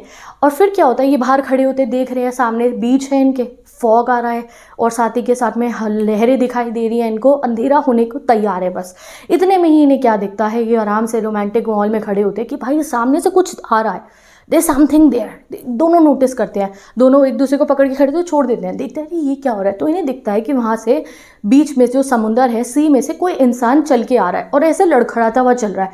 तो ये परेशान हो जाते हैं, कहते हैं अरे यार कोई फिशरमैन ना हो, उसको कहीं चोट वोट लग गई हो, घायल हो गया हो, लगता है कोई फिशरमैन है, चलो हम उसकी मदद करें। देखते हैं वो लड़खड़ाता हुआ आता है और वो यूं गिर जाता है बीच पे आके। तो ये दोनों भागते हुए जाते हैं। तो भाई हैना जा रही है भागती हुई, किमोनो ऐसे पीछे लहर रहा है, बिल्कुल फिल्मी सा सीन है। भागने के बचाने के लिए जा रहे हैं, इन्हें लग रहा है कोई फिशरमैन है हमारा जापानी, उसकी मदद करेंगे। जैसे ही वहाँ जाते हैं देखते एक आदमी घिरा पड़ा होता है और देखते उसके बॉडी में से खून निकल रहा होता है। तो doctor Sadao is a very well train doctor, तो उसको जो है वो पलटते हैं और चेक करते हैं और उसे दिख जाता है कि अरे इसको जो है यहाँ पत्थर से छिल गई है इस बच्चे की पूरी। तो वो देखते हैं कि भाई ये पत्थर आसपास में, इससे इसकी बॉडी छिल गई है। तो इतने में क्या करते हैं डॉक्टर सदाओ, वहाँ सी के पास में कुछ मॉस लगी होती है, जो वहाँ पे प्लांट्स होते हैं, उसको ऐसे मसल के जो है उसको उसके जो है जहाँ पे घाव हो रहा था उसे पैक कर देते हैं। और इतने में ही उन्हें दिख जाता है कि उसकी जो लोअर बैक है उसमें गोली लग रखी थी, यानी कि इसको गोली लगी हुई थी। अब ये बड़े कंफ्यूज होते हैं कि भैया ये कौन है। तो तब इनको उसके बच्चे के बाल दिखते हैं, जो है वहाँ से आया था, आके गिरा था, वो कौन था, गोल्डन से कलर के बाल थे। और तब इन्हें एहसास होता है अरे ये तो कोई अमेरिकन है। और हैना ये देख कर के भाई ये तो कोई अमेरिकन है, बहुत ज़्यादा डर जाती है, कहती है कौन है ये। फिर ये उसकी कैप उठाते हैं और उसकी कैप जो है पानी से बिल्कुल ही सोख हो चुकी थी, कैप को निचोड़ते हैं और उस पर देखते हैं उस पर फेडेड हुआ लिखा हुआ था, यूएस नेवी था और वो एक प्रिजनर ऑफ वॉर था। यानी कि now what is prisoner of war, देखो कई बार ऐसा होता है वॉर के समय पे दूसरे एनिमी के जो सोल्जर होते हैं उनको पकड़ लिया जाता है। जब उन्हें पकड़ लिया जाता है तो उन्हें प्रिजनर ऑफ वॉर के तरह रखा जाता है अपने पास, और कई बार जो है बहुत ज़्यादा टॉर्चर भी करा जाता है। तो ये जो बच्चा था, ठीक है, ये बहुत बूढ़ा आदमी नहीं था, बच्चा था 17, 18, 19 साल का। ये जो है समुद्र के साथ बेहोश होता हुआ आके डॉक्टर सदाओ के घर के बाहर आके गिर गया, गोली लगी हुई थी पीछे। तो यानी कि ये जो है प्रिजनर ऑफ वॉर है, इसको टॉर्चर हो रहा होगा, ये वहाँ से भाग के आ गया है, रास्ते में इसे गोली लग गई होगी या फिर जो भी हुआ है। अब ये क्या करे, डॉक्टर सदाओ बड़े परेशान, क्योंकि वो एक डॉक्टर है, वो किसी को अपने सामने मरता हुआ नहीं देख सकते। तो हैना कहती है अब हम क्या करेंगे। तो वो कहते हैं हमें तो इसे पुलिस को हैंड ओवर कर देना चाहिए, क्योंकि ये जापानी है, हम जापानी है, ये अमेरिकी है, ये तो हमारा दुश्मन है, हमें इसे पुलिस को हैंड ओवर कर देना चाहिए। बट वो कहते हैं जैसी पुलिस को देंगे ये मर जाएगा, ये तो अभी मरने की हालत में है। तो बड़ा कंफ्यूज होते हैं। तो हैना कहती है सबसे सही तरीका तो यही होगा कि हम इसको वापस सी में फेंक देते हैं, जिससे कि हम क्या करें, हम इसको ट्रीट भी नहीं कर सकते क्योंकि ये हमारा दुश्मन है, अमेरिकन है। तो डॉक्टर सदाओ कहते हैं हाँ ठीक है, हम क्या करते हैं, हम इसको वापस फेंक देते हैं समुद्र के अंदर, हमें नहीं पता कौन आया कौन नहीं आया, ठीक है। अब वो दोनों ऐसे कोशिश करते हैं। फिर हैना कहती है क्या आप ये कर पाओगे, अकेले कर पाओगे। तो डॉक्टर सदाओ कहते हैं मैं कर लेता, ये मेरे को कोई दिक्कत नहीं होती, कोई मेरा दोस्त नहीं है, ये अमेरिकन मेरे दुश्मन है सारे के सारे, बट मैं क्या करूँ, मैं एक डॉक्टर हूँ, अगर ये जिंदा होता ना बिल्कुल सही सलामत में, अभी पुलिस को बुलाता, पुलिस इसे ले जाती, ये मरती हुई हालत में मैं इसे ऐसे नहीं छोड़ सकता हूँ। तो क्योंकि वो डॉक्टर है, उन्होंने पढ़ा सीखा यही है कि मरते हुए की मदद उन्हें करनी है, जान बचानी है उन्होंने, तो वो कैसे उसको धक्का मार दे सी के अंदर। तो हैना कहते हैं अच्छा चलो फिर हम अभी एक काम करते हैं, हम इसे घर में लेके जाते हैं, इसका इलाज कर देते हैं, जैसे ये ठीक हो जाएगा तब पुलिस को बुला लेंगे, पुलिस को हैंड ओवर कर देंगे। बट इसमें खतरा भी बहुत ज़्यादा है, जो है अगर ये बात फैल गई तो हमारे को देशद्रोह का नाम लग के हमें जेल हो सकती है, बच्चों का सोचना होगा। तो सदाओ बताओ क्या करे। तो डॉक्टर सदाओ सोच रहे होते हैं, कहते हैं हाँ ये भी डर तो है हमारे को, कहती है हमें इसे देना पड़ेगा, अगर हमने इसका इलाज करे तो पुलिस को देना पड़ेगा हमें। तो वो कहते हैं हाँ। तो बट फिर वो फाइनली डिसाइड करते हैं, बड़ा डिलेमा में रहते हैं दोनों, क्या करें, मार दे छोड़ दे इसको, क्या करे क्या ना करे, इलाज करे ना करे। बट फाइनली दोनों, क्योंकि ह्यूमैनिटी इनमें बहुत ज़्यादा थी, इंसानियत से भरे लोग थे, इसको उठाते हैं। और बहुत पतला सा हल्का सा था, ऐसा लग रहा था कितने दिनों ने इससे खाना ना खाया हो, बिल्कुल जैसा एक फेदर जितना लाइट था ये, बॉडी में वेट ही नहीं था बिल्कुल भी। ये इसको उठा के जो है कमरे में लेकर जाते हैं। किसके कमरे में लेके जाते हैं, ये ले जाते हैं डॉक्टर सदाओ के पापा के कमरे में, जो अब नहीं रहे थे। प्रॉपर एक जापानीज स्टाइल रूम था, उसमें कोई बेड नहीं था, कोई चेयर नहीं था, सिर्फ और सिर्फ फ्लोर पे, जैसे आप देखते हो ना शिनचैन डोरेमोन में वो फ्लोर पे सोते हैं, ठीक है। हाँ सुनियो के पास बेड है, बट वैसे जो जापानीज लोग हैं वो बेड वेड ज़्यादा यूज़ नहीं करते हैं, जो प्रॉपर ट्रेडिशनल जापानीज लोग होते हैं, ठीक है, वो ज़मीन पे ही पूरा एक प्रॉपर मैट्रेस होता है उस पे सोते हैं।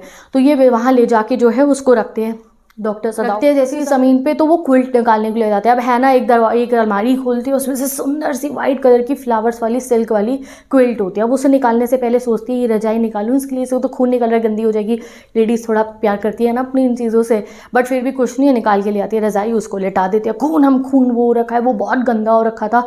तो डॉक्टर सदाओ कहते हैं क्योंकि भाई इतने दिनों से पता नहीं वो पानी में था, इतने दिनों से खाया नहीं था, पिया नहीं था, खून से लथपथ उसके कपड़े थे, तो उसको कहते हैं पहले से इसे साफ़ करना पड़ेगा, पहले इसके कपड़े वपड़े उतार के इसको नहलाना पड़ेगा, तब जाके जो है इसको पहले क्लीन करना पड़ेगा, तब जाके मैं देख पाऊंगा क्या करना है आगे क्या नहीं करना।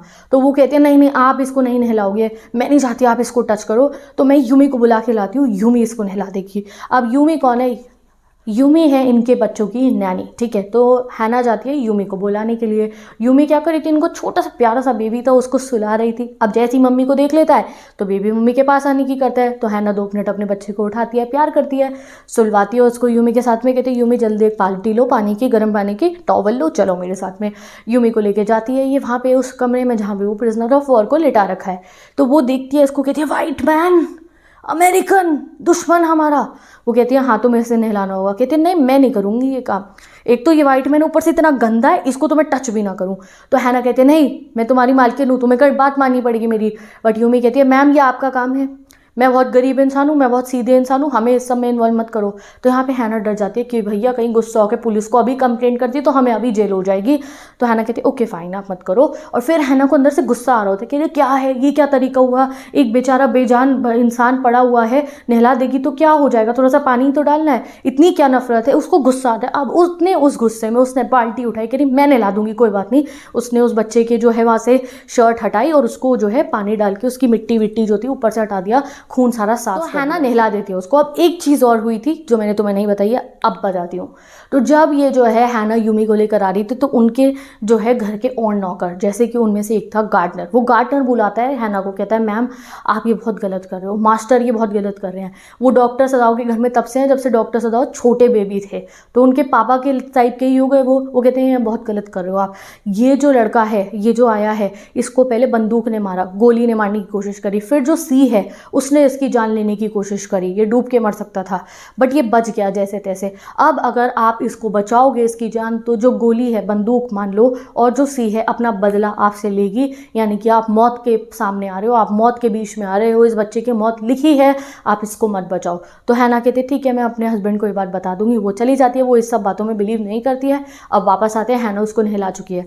अब क्या होता है, डॉक्टर सदाओ अंदर आते हैं। डॉक्टर सदाओ पूरा अपना किट लेकर आते हैं जिससे जो है उन्हें उसका इलाज करना है। देखो पूरा हैना ने उसको बेचारी ने पूरा उसको फ्लोर बोर्ड क्लीन करा पूरा पैर पर और उसको नहला दिया बच्चे को, ठीक है। अब क्या होता है, अब डॉक्टर सदाओ वहाँ आते हैं और वो ऑपरेशन करने का सामान लेकर आते हैं। अब हैना हैरान हो जाए, हैरान कहती है आप इसका ऑपरेशन करोगे? वो डर जाती है, कहते हैं हाँ ऑपरेशन करना पड़ेगा। और वो कहती है हम ऐसा क्यों करें, अगर ये बच जाएगा तो वो भी इनके लिए मुसीबत है कि अगर ये बच गया तो फिर क्या करें, इसको पुलिस में दे ना दे, कोई इनके ऊपर इल्ज़ाम आ रहा है कि भाई तुमने क्यों ऑपरेशन करा, मर रहा था तो मरने दो।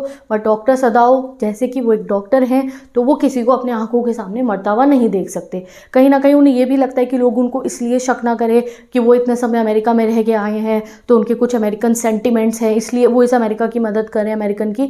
डॉक्टर सदाओ कहते हैं कोई मैं अमेरिकन की वजह से इसकी मदद नहीं करूँ, ये एक इंसान है तो इंसानियत के नाते मुझे इससे ऑपरेट तो करना होगा। और हैना को कहते हैं जल्दी चलो अब जल्दी मेरा ऑपरेशन में तो मदद करो। तो अब हैना को असिस्ट करना होता है डॉक्टर सदाओ को ऑपरेशन में। और आज से पहले उसने कोई ऑपरेशन नहीं करा था और ना ही उसने कभी भी डॉक्टर सदाओ को ऑपरेशन करते हुए देखा था। तो वो डर जाती है, कहती है मैं, कहते हैं हाँ और तुम्हें इसे एनेस्थीसिया भी देना होगा। तो अब डॉक्टर सदाओ अपने काम में इनग्रॉस हो जाते हैं। अब डॉक्टर सदाओ को वो बताती है मैंने इसे नहलाया, यूमी ने तो मना कर दिया था। वो कहते हैं अच्छा ठीक है।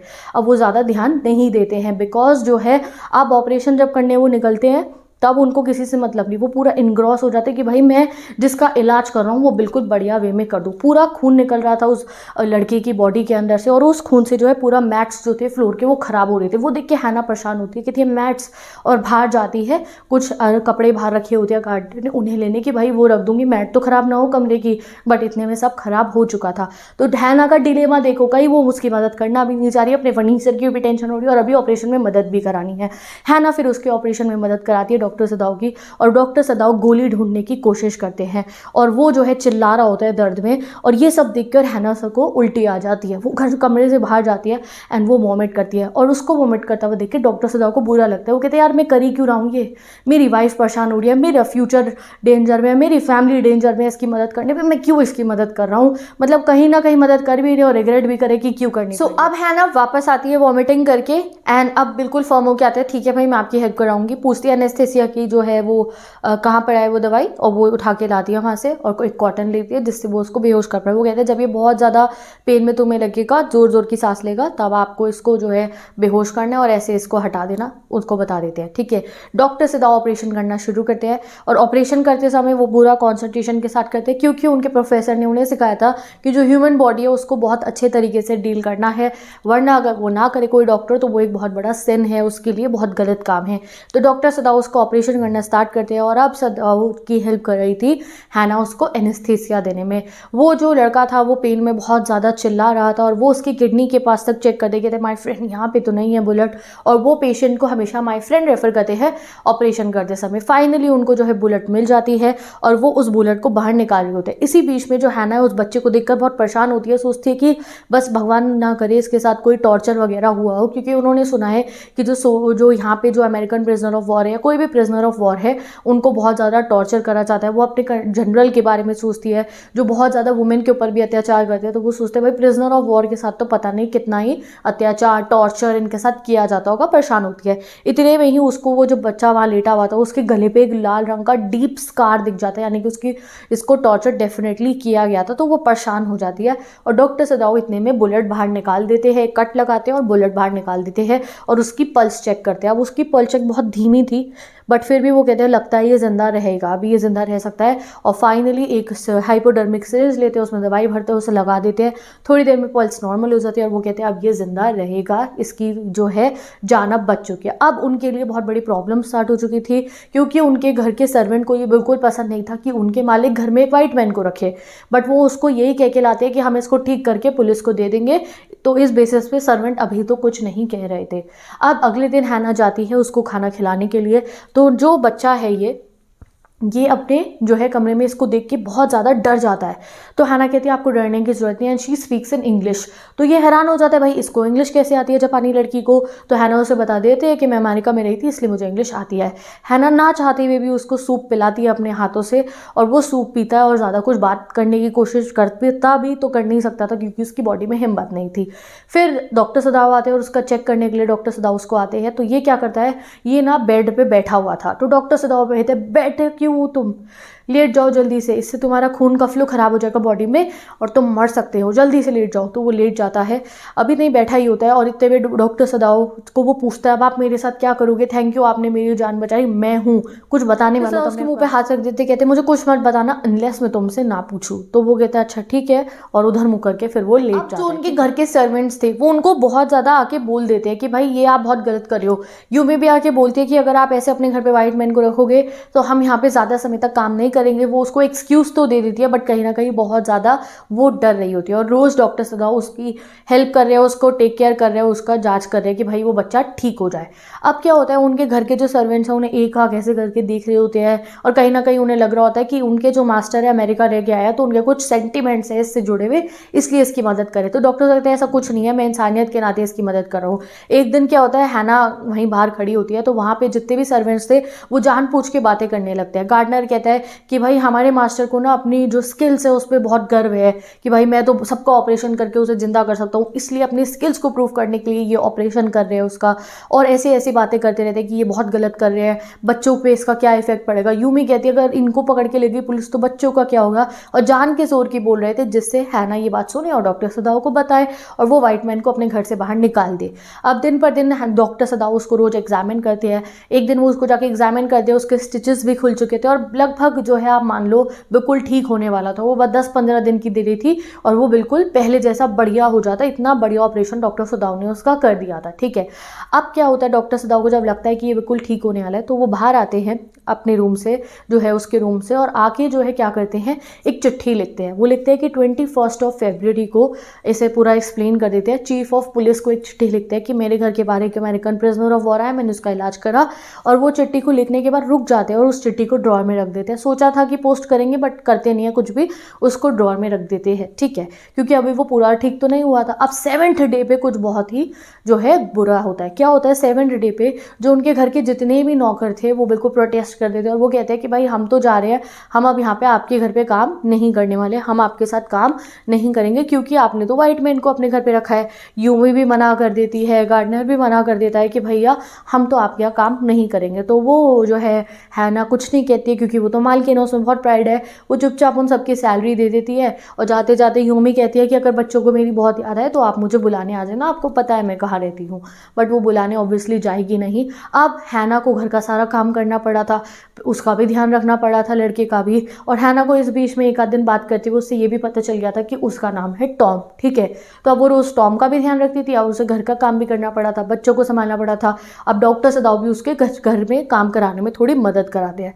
और फिर क्या होता है एक दिन भैया कि हैना तो काम ही कर रही होती है घर का, इतने में सामने से एक ऑफिसर आ रहा होता है, ठीक है, यानी कि भाई जापानी ऑफिसर आ रहा है। और जापानी ऑफिसर को देख के भाई हैना बहुत डर जाती है और इससे लगता है कि भाई शायद जो है जो सारे के सारे सर्वेंट हैं उन्होंने हमारी कंप्लेन कर दी। वो बहुत डरी सहमी भी होती है, भागती हुई सदाओ के पास जाती है। सदाओ सदाओ देखो कौन आया है। और ऑफिसर सदाओ से बात करता है। ऑफिसर बताता है कि जो जनरल है उसकी तबीयत ठीक नहीं है, जनरल को अभी जो है अटैक आया है, उनको ऑपरेशन की ज़रूरत है, डॉक्टर सदाओ जल्दी से चलो। अब जैसे ही वो ये कहते तो हैना कहते इज़ दैट ऑल, बस यही था। तो ऑफिसर को गुस्सा आ जाता है, अच्छा ये कोई कम बात है क्या, हमारे जनरल की तबीयत खराब हुई है। कहती है नहीं नहीं नहीं, और फिर चुप हो जाती है और डर के मारे किचन में चली जाती है। सदाओ वापस आता है, कहता है कि ठीक है मैं जा रहा हूँ जनरल के पास। तो अब चलते हैं जनरल के पास में। अब जो जनरल है उसको आ चुके हैं हार्ट अटैक। अब हार्ट अटैक आ गया है, अब वो ठीक हो गया है, डॉक्टर सदाओ ने उसको जो है उसका चेकअप कर लिया, ऑपरेट कर लिया है। अब डॉक्टर सदाओ को लगता है कि भैया ये जो जनरल है ये तो मेरे हाथ में है, यानी कि ये तो बिल्कुल मेरा फ़ैन हो चुका है। क्योंकि डॉक्टर सदाओ से जनरल पूछता है कि बे मैं और कितने अटैक झेल सकता हूँ। तो डॉक्टर सदाओ कहते हैं बस एक ही अटैक आप झेल सकते हो वरना आप मर जाओगे। और वो कहते हैं अच्छा ठीक है मैं एक अटैक और झेल सकता हूँ, तो भाई मुझे तुम्हारी सख्त ज़रूरत है अपनी लाइफ में, मैं तुम्हारे अलावा किसी डॉक्टर पर भरोसा नहीं कर सकता। तो डॉक्टर सदाओ कहते हैं नहीं और भी बढ़िया बढ़िया डॉक्टर हैं यहाँ पे, जर्मन डॉक्टर पे आप किसी भरोसा कर सकते हो। तो जनरल कहते हैं नहीं मेरे को अपनी हेल्थ की जो है चिंता बहुत ज़्यादा है, मैं सिर्फ और सिर्फ तुम्हारे पे भरोसा कर देता हूँ, कोई जर्मन डॉक्टर मेरा इलाज करेगा तो मैं मर भी गया तो वो कहेगा ऑपरेशन सक्सेसफुल है। तो जब डॉक्टर सदाओ को समझ में आता है कि ये तो पूरा मेरा फ़ैन है, मेरे बिना तो इसकी गाड़ी चलेगी नहीं, तो वो उसको पूरी ये बात भी बता देते कि जी मेरे घर पे अमेरिकन प्रिजनर ऑफ वॉर आया था, मैंने उसका इलाज कर दिया है, ऐसा नहीं है कि मेरे को अमेरिकन से कोई प्यार है, बस मैंने मजबूरी में करा है इंसानियत के नाते, अब आप बताओ जी मैं क्या करूँ। तो जनरल कहते हैं हाँ भाई है तो परेशानी की बात, क्या किया जाए। और फिर सोच के कहता है अच्छा चलो मैं एक काम करता हूँ, मैं तुम्हारे यहाँ पे असैसिन्स यानी कि कातिल भिजवा दूंगा और वो कातिल तुम्हारे यहाँ पे आके चुपचाप साइलेंटली मर्डर कर देंगे उसका, और कहो तुम तो बॉडी भी एक दो जगह ठिकाने लगा देंगे और तुम्हारी प्रॉब्लम सॉल्व हो जाएगी। तो डॉक्टर सदाओ ना चाहते हुए भी कहते हैं ठीक है आप ऐसा कर देना। अब डॉक्टर सदाओ अपने घर चले जाते हैं जनरल से ये बात करके और वेट करते हैं रात को उसके कमरे का दरवाज़ा हल्का सा टॉम का खुला छोड़ देते कि कातिल आराम से आके अपना काम करके चले जाएं। और हैना और वो सो रहे होते हैं, जैसे ही वो सो रहे होते हैं उन्हें कुछ आवाज़ आती है तो वो डर जाते हैं और उन्हें लगता है हाँ हाँ अब पैरों के चलने की आवाज़ आ रही है, कातिल आ गए हैं, ठीक है। बट अगले दिन जब सुबह जाके देख रहे टॉम अपने घर पे भाई अपने कमरे में वहीं बैठा हुआ था। अगले दिन वो सुनते हैं रात को सो रहे होते हैं तो उन्हें कुछ आवाज़ आती है। अब तो हैना भी जाग जाती है वो आवाज़ को सुन के, वो कहते हैं हैना नहीं उठ के नहीं जाना है, तुमने यहीं बैठी रहो। बच्चे भी रो रहे होते हैं बट वो चुप रहते हैं, उन्हें लगता है कोई कातिल आए होंगे। अब उन्होंने हैना को ये बात नहीं बताई थी कि मैंने घर में कातिल बुलाया है कि कहीं वो डर जाए, तो वो हैना को कुछ भी नहीं बता रहे थे। अगले दिन जाते हैं अब भी वो वहीं पे था। वो तीसरे दिन वेट करते हैं कि आज जनरल शायद कातिलों को भेज दे मेरी मदद करने के लिए, बट तीसरे दिन भी कोई नहीं आता है। रोज सुबह टॉम अपनी वहीं जगह पे बैठा होता है। तो अब डॉक्टर सदाओ को लगता है भाई मुझे खुद ही कुछ करना पड़ेगा, जनरल तो मेरी मदद करेगा नहीं। तो वो जाते हैं उसके कमरे में, टॉम के कमरे में जाते हैं और टॉम से बात करते हैं, उसको चेकअप करते हैं। तो अब टॉम जो है ना चलने लायक हो चुका था। एक आध दिन पहले भी डॉक्टर सदाओ उसके कमरे में गए थे तो वो उसको थोड़ा बहुत चलवाने की प्रैक्टिस करवा रहे थे, तो अब वो चलने लायक हो चुका था। तो वो टॉम को कहते हैं कि अब मैं तुम्हें यहाँ नहीं रख सकता, तो तुम्हें यहाँ पे रखना मेरे लिए खतरे से खाली नहीं है। तो टॉम खुश होकर कहता है आप मेरी फिर से जान बचाओगे। तो कहते हैं मैं तुम्हारी जान बचाने के लिए नहीं कर रहा हूँ, मैं अपनी जान बचाने के लिए ये कर रहा हूँ। तो मैंने तुम्हारे लिए पूरा इंतज़ाम कर दिया है, मेरे पास अपनी बोट है, मैं तुम्हारे लिए पानी वगैरह और जो है जो भी ज़रूरी सामान तुम्हें चाहिए होगा मैं वो लेकर आ गया हूँ। आज शाम को मैं तुम्हें यहाँ से भगा दूंगा, तुम यहाँ से जो है ये बीच से जो सामने सी है इससे आगे निकल के जाना, वहाँ पर एक आइलैंड है जो ज़्यादातर सबमर्ज रहता है पानी के अंदर, और अब जो है वो सबमर्ज नहीं होगा इस समय पे वो आइलैंड, तो इसलिए वहाँ पुलिस वगैरह नहीं रहती है। वो आइलैंड पे तुम जाना, वहाँ जाके वेट करना, वहाँ पे कोरियन फिशिंग बोट्स आती है, उनसे तुम लिफ्ट लेके अपना अमेरिका चले जाना। और जब तक कोरियन फिशिंग बोट नहीं आती वहाँ मछली वगैरह होती है, वो जो है मछली निकाल के खा लेना, और तुम्हारे पास अपना खाना तो होगा ही। तो कल मैं आज शाम को मैं तुम्हें भगा दूंगा, ठीक है। तो फिर टॉम वेट करता रहता है और शाम का समय आता है। तो शाम को डॉक्टर सदाओ ने पूरी प्रिपरेशन कर ली थी। वो जो है एक शॉप से जाके 2 रजाइयाँ ले आए थे, ठीक है। साथ ही के साथ में वो जो है पानी की बॉटलें ले आए थे, कुछ खाना वाना ले आए थे और इसको पहना देते हैं जैपनीज़ कपड़े, किमोनो वगैरह, और इसके सर पे बांध देते हैं काला कपड़ा जिससे कि इसके भूरे बाल ना दिखे, जिससे पता ना चले अमेरिकन है। और इसको अपनी फ्लैश लाइट देते हैं, अपनी खुद की टॉर्च इसको देते हैं और कहते हैं तुम जाओ। अब डॉक्टर सदाव कहते हैं उसको कि तुम वहाँ पहुँच जाओगे, इंस्ट्रक्शन देते हैं अगर तुम वहाँ सेफली पहुँच चुके हो और बाई चांस तुम्हारा खाना खत्म हो जाए तो तुम मुझे जैसे ही सूरज डूबेगा 2 बार वहाँ आइलैंड पे से फ्लैश लाइट मारना, मैं तुम्हें चेक करूँगा यहाँ से और मैं तुम्हारी हेल्प करने आ जाऊँगा। और अगर तुम वहाँ पे सही सलामत पहुँचे हुए हो, कोई दिक्कत नहीं हो रही है तुम्हारे को, तो मुझे जैसे ही सूरज डूबता है वैसे ही जो है सडनली मेरे को एक फ्लैश लाइट कर देना, मैं समझ जाऊँगा तुम ठीक हो। और खाने के लिए तुम जो है वहाँ पे रॉ फिश को भी जो है पानी में से निकाल कर खा सकते हो और वेट करते रहना वहाँ पे बैठ के। और अंधेरे में कभी भी फ्लैश लाइट मत जलाना जिससे जो है पता ना चल जाए पुलिस को कि कोई वहाँ पर है। अब वो जो है उसको बैठा देते हैं बोट में और वो बेचारा चुपचाप चला जाता है उनको थैंक यू करते हुए कि thank you for saving my life. ठीक है, अब वो जो है वहाँ से चला जाता है। एक आध बार वो रास्ता देखने के लिए अंधेरे में जो है फ्लैश लाइट जलाता है, बाकी कभी फ्लैश लाइट वो नहीं चलाता। डॉक्टर सदाव वेट करते हैं उसकी फ्लैश लाइट कहाँ आएगी, उन्हें कोई फ्लैश लाइट नहीं दिखती और जो है कुछ समय बीत जाता है और डॉक्टर सदाव जनरल के पास फिर पहुंचे होते हैं क्योंकि जनरल के गॉल ब्लैडर में आ गई थी प्रॉब्लम, उसका कर रहे होते इलाज। और वो जो है अपनी जो है उसी हालत में कहता है हाँ तो तुमने उसको भगा दिया अपने यहाँ से। डॉक्टर सदाव से बता चुके हैं मैं भगा चुका उसको। वो कहते हैं अरे मैंने तुम्हें कहा था ना मैं तुम्हारी मदद करूँगा, मैं कातिल भेजूंगा, बट तुम्हें तो पता है मेरी अपनी तबीयत इतनी ख़राब है, मेरे दिमाग से निकल गया। ये मत सोचना कि मैं एक अच्छा देशभक्त नहीं हूँ या मैं एक अच्छा जनरल नहीं हूँ, मैंने अपने हाथों से एक अमरीकी को निकलने दिया।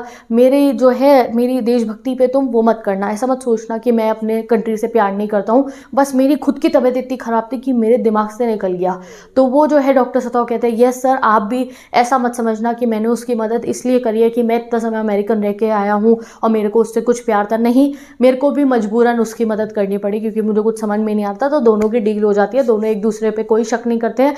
और वो जो ये तो थे, ये तो सेल्फिश थे भैया, ये तो भूल गए मदद करके डॉक्टर का वादा करिए डॉक्टर सदाव को। बट डॉक्टर सदाव इंसानियत से भरे हुए थे, इसलिए उन्होंने कहा कि मैं इसकी मदद कर देता हूँ, अब मैं क्या करूँ। ठीक है, फाइनली डॉक्टर सदाव रोज अपने घर के बाहर खड़े होते हैं, चेक करते हैं कि कहीं वो सामने से सिग्नल ना करे कोई मुसीबत में पड़े तो, बट कभी उनको कोई सिग्नल दिखाई नहीं देता, यानी कि उसको एस्केप हो चुका होगा कोरियन फिशिंग बोट से, वो अपने घर चला गया होगा। बट वो मन ही मन बैठ के वहाँ खड़े होकर सोचते हैं कि ऐसा क्या था जो मैं नहीं कर पाया। गार्डनर कह रहा था मार दो, कुक कह रही थी घर की मार दो इसको, जनरल भी मारने को तैयार थे, ऐसा मीर में और हैना में ही ऐसा क्या है कि हम उसकी जान ना ले पाए। और फिर उन्हें सारे अमेरिकन्स याद आते हैं जिनसे वो मिले थे जब वो पढ़ाई करने गए थे, अपने प्रोफेसर, अपनी पीजी वाली आंटी जो उनकी कभी कभी तबीयत खराब होती थी तो टेक केयर भी करती थी, बट वो थोड़ी बहुत ज़्यादा बदतमीज़ टाइप की थी, बट जो भी थी ध्यान भी रखती थी उनका। कभी कभी प्रोफेसर की वाइफ और भी सब लोगों को वो याद करते हैं और वो सोचते हैं कि मैं क्यों अलग हूँ, मैं क्यों उसको मार नहीं पाया। तो कहीं ना कहीं उन्हें खुद पे शक भी हो रहा है कि कहीं मुझे उस अमेरिकन सेंटिमेंट तो नहीं था मेरा, बट गाइस वो अमेरिकन सेंटिमेंट नहीं था उनका, वो उनकी इंसानियत थी जिसकी वजह से वो उसको नहीं मार पाए।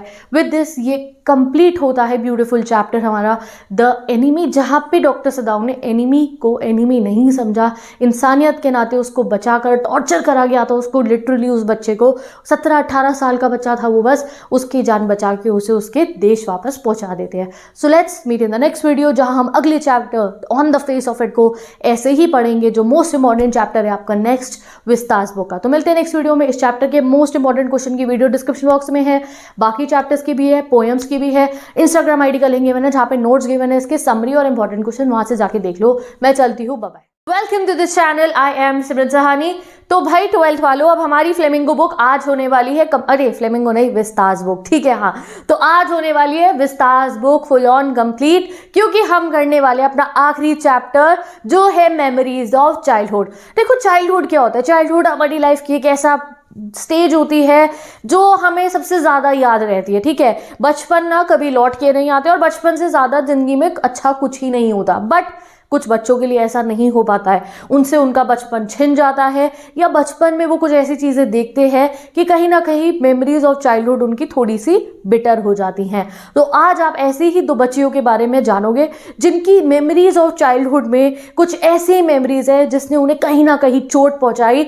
बट कहते हैं ना कि बचपन में जब बच्चे बहुत कुछ सीख लेते हैं तो बड़े होकर कुछ कमाल करके दिखाते हैं, तो ऐसा ही हुआ इस चैप्टर में। 2 लड़कियों की कहानी हम पढ़ेंगे और ये रियल कहानी है।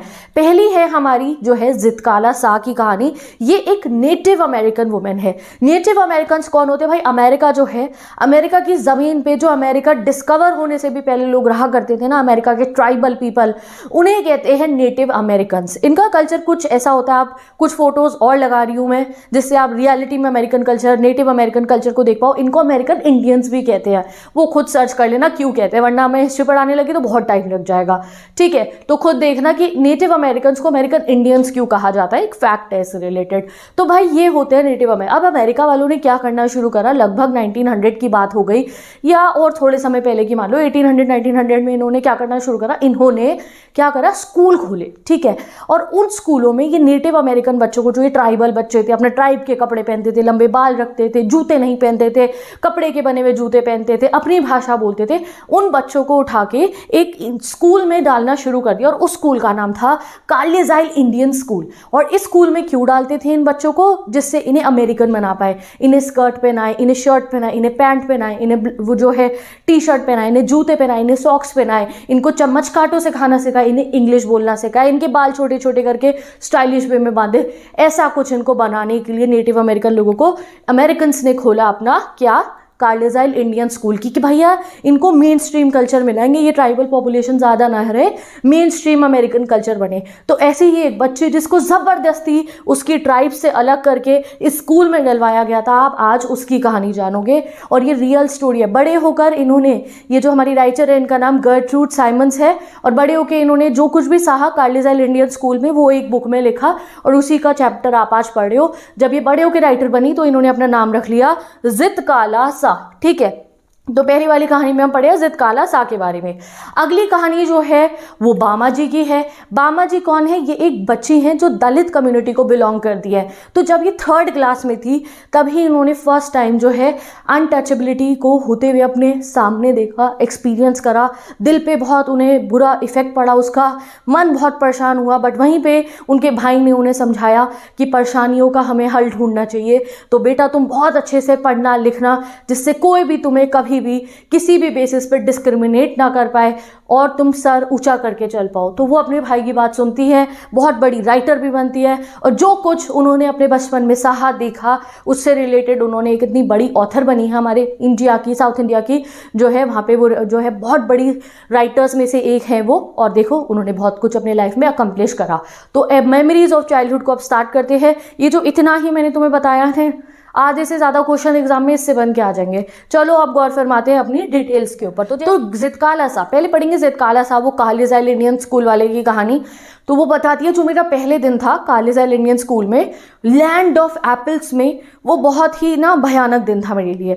लैंड ऑफ एप्पल्स मतलब है कि बहुत ठंडी जगह पे इनका स्कूल था ये वाला, और इस जगह पे जो इनका पहला दिन था बहुत भयानक था। इनको जो नए नए चेंजेस वहाँ पे हो रहे थे उससे ये बिल्कुल अडेप्ट नहीं कर पा रही थी। ये अपने जंगल में, अपने ट्राइब में, अपने माता पिता के, अपने ट्राइब के लोगों के साथ रहती थी। वहाँ का इन्वायरमेंट अगल जो है फॉरेस्ट एरिया का, वहाँ कोई शोर नहीं, ना वहाँ कोई आवाज़ें आती थी, लोग जो है मज़े से अपनी ज़िंदगी जीते थे, और इन्हें अपने कल्चर से बहुत प्यार था। अब जब इन्हें कार्लेजाइल इंडियन स्कूल में लाया जाती है, कहती है पहले दिन एकदम से क्या हुआ, एक बहुत बड़ा बेल फ्राई था, यानी कि एक बेल टावर था, उसमें बेल लगी हुई थी, वो बजता टंग करके, और वो आवाज़ सुन के मेरे कानों में बहुत इरिटेशन होती है, क्योंकि इतनी अजीब सी आवाज़ें, इतने शोर की मेरे कानों को आदत नहीं थी। और साथ ही के साथ में वो कहती है यहाँ स्कूल में हर बच्चे ने अपने पैरों में जूते पहन रखे हैं, और ये जो नेटिव अमेरिकन लोग होते हैं ये एक अलग टाइप के जूते पहनते हैं, कपड़े के, उन्हें कहते हैं मोकाज़न्स, जिसमें चलते हुए आवाज़ नहीं आती। तो वो कह रही बच्चों के चलने के जूतों के cut cut cut cut cut cut आवाज़ आ रही है मेरे कानों के अंदर, और हर कोई इंग्लिश में बोल रहा है, एक ऐसी फॉरेन लैंग्वेज में बोल रहा है जो मुझे समझ में नहीं आ रही है। तो जैसे स्कूल में बसल नॉइज़ होती है ना, जो फ्रांस ने बताया था बसल नॉइज़ होती है, वैसे ही बसल नॉइज़ उस स्कूल में हो रही थी। कभी घंटी बज रही है, कभी बसल नॉइज़ है, कभी जूतों की आवाज़ आ रही है। कह रही ये सब आवाज़ें मेरे को ऐसा लग रहा था कि मैं कहाँ बंद हो गई हूँ, बहुत इरिटेट होती है ज़ितकाला साहब ने फर्स्ट डे पे। कहते फिर एकदम से क्या होता है, एक लेडी आती है, पेल फेस वुमेन।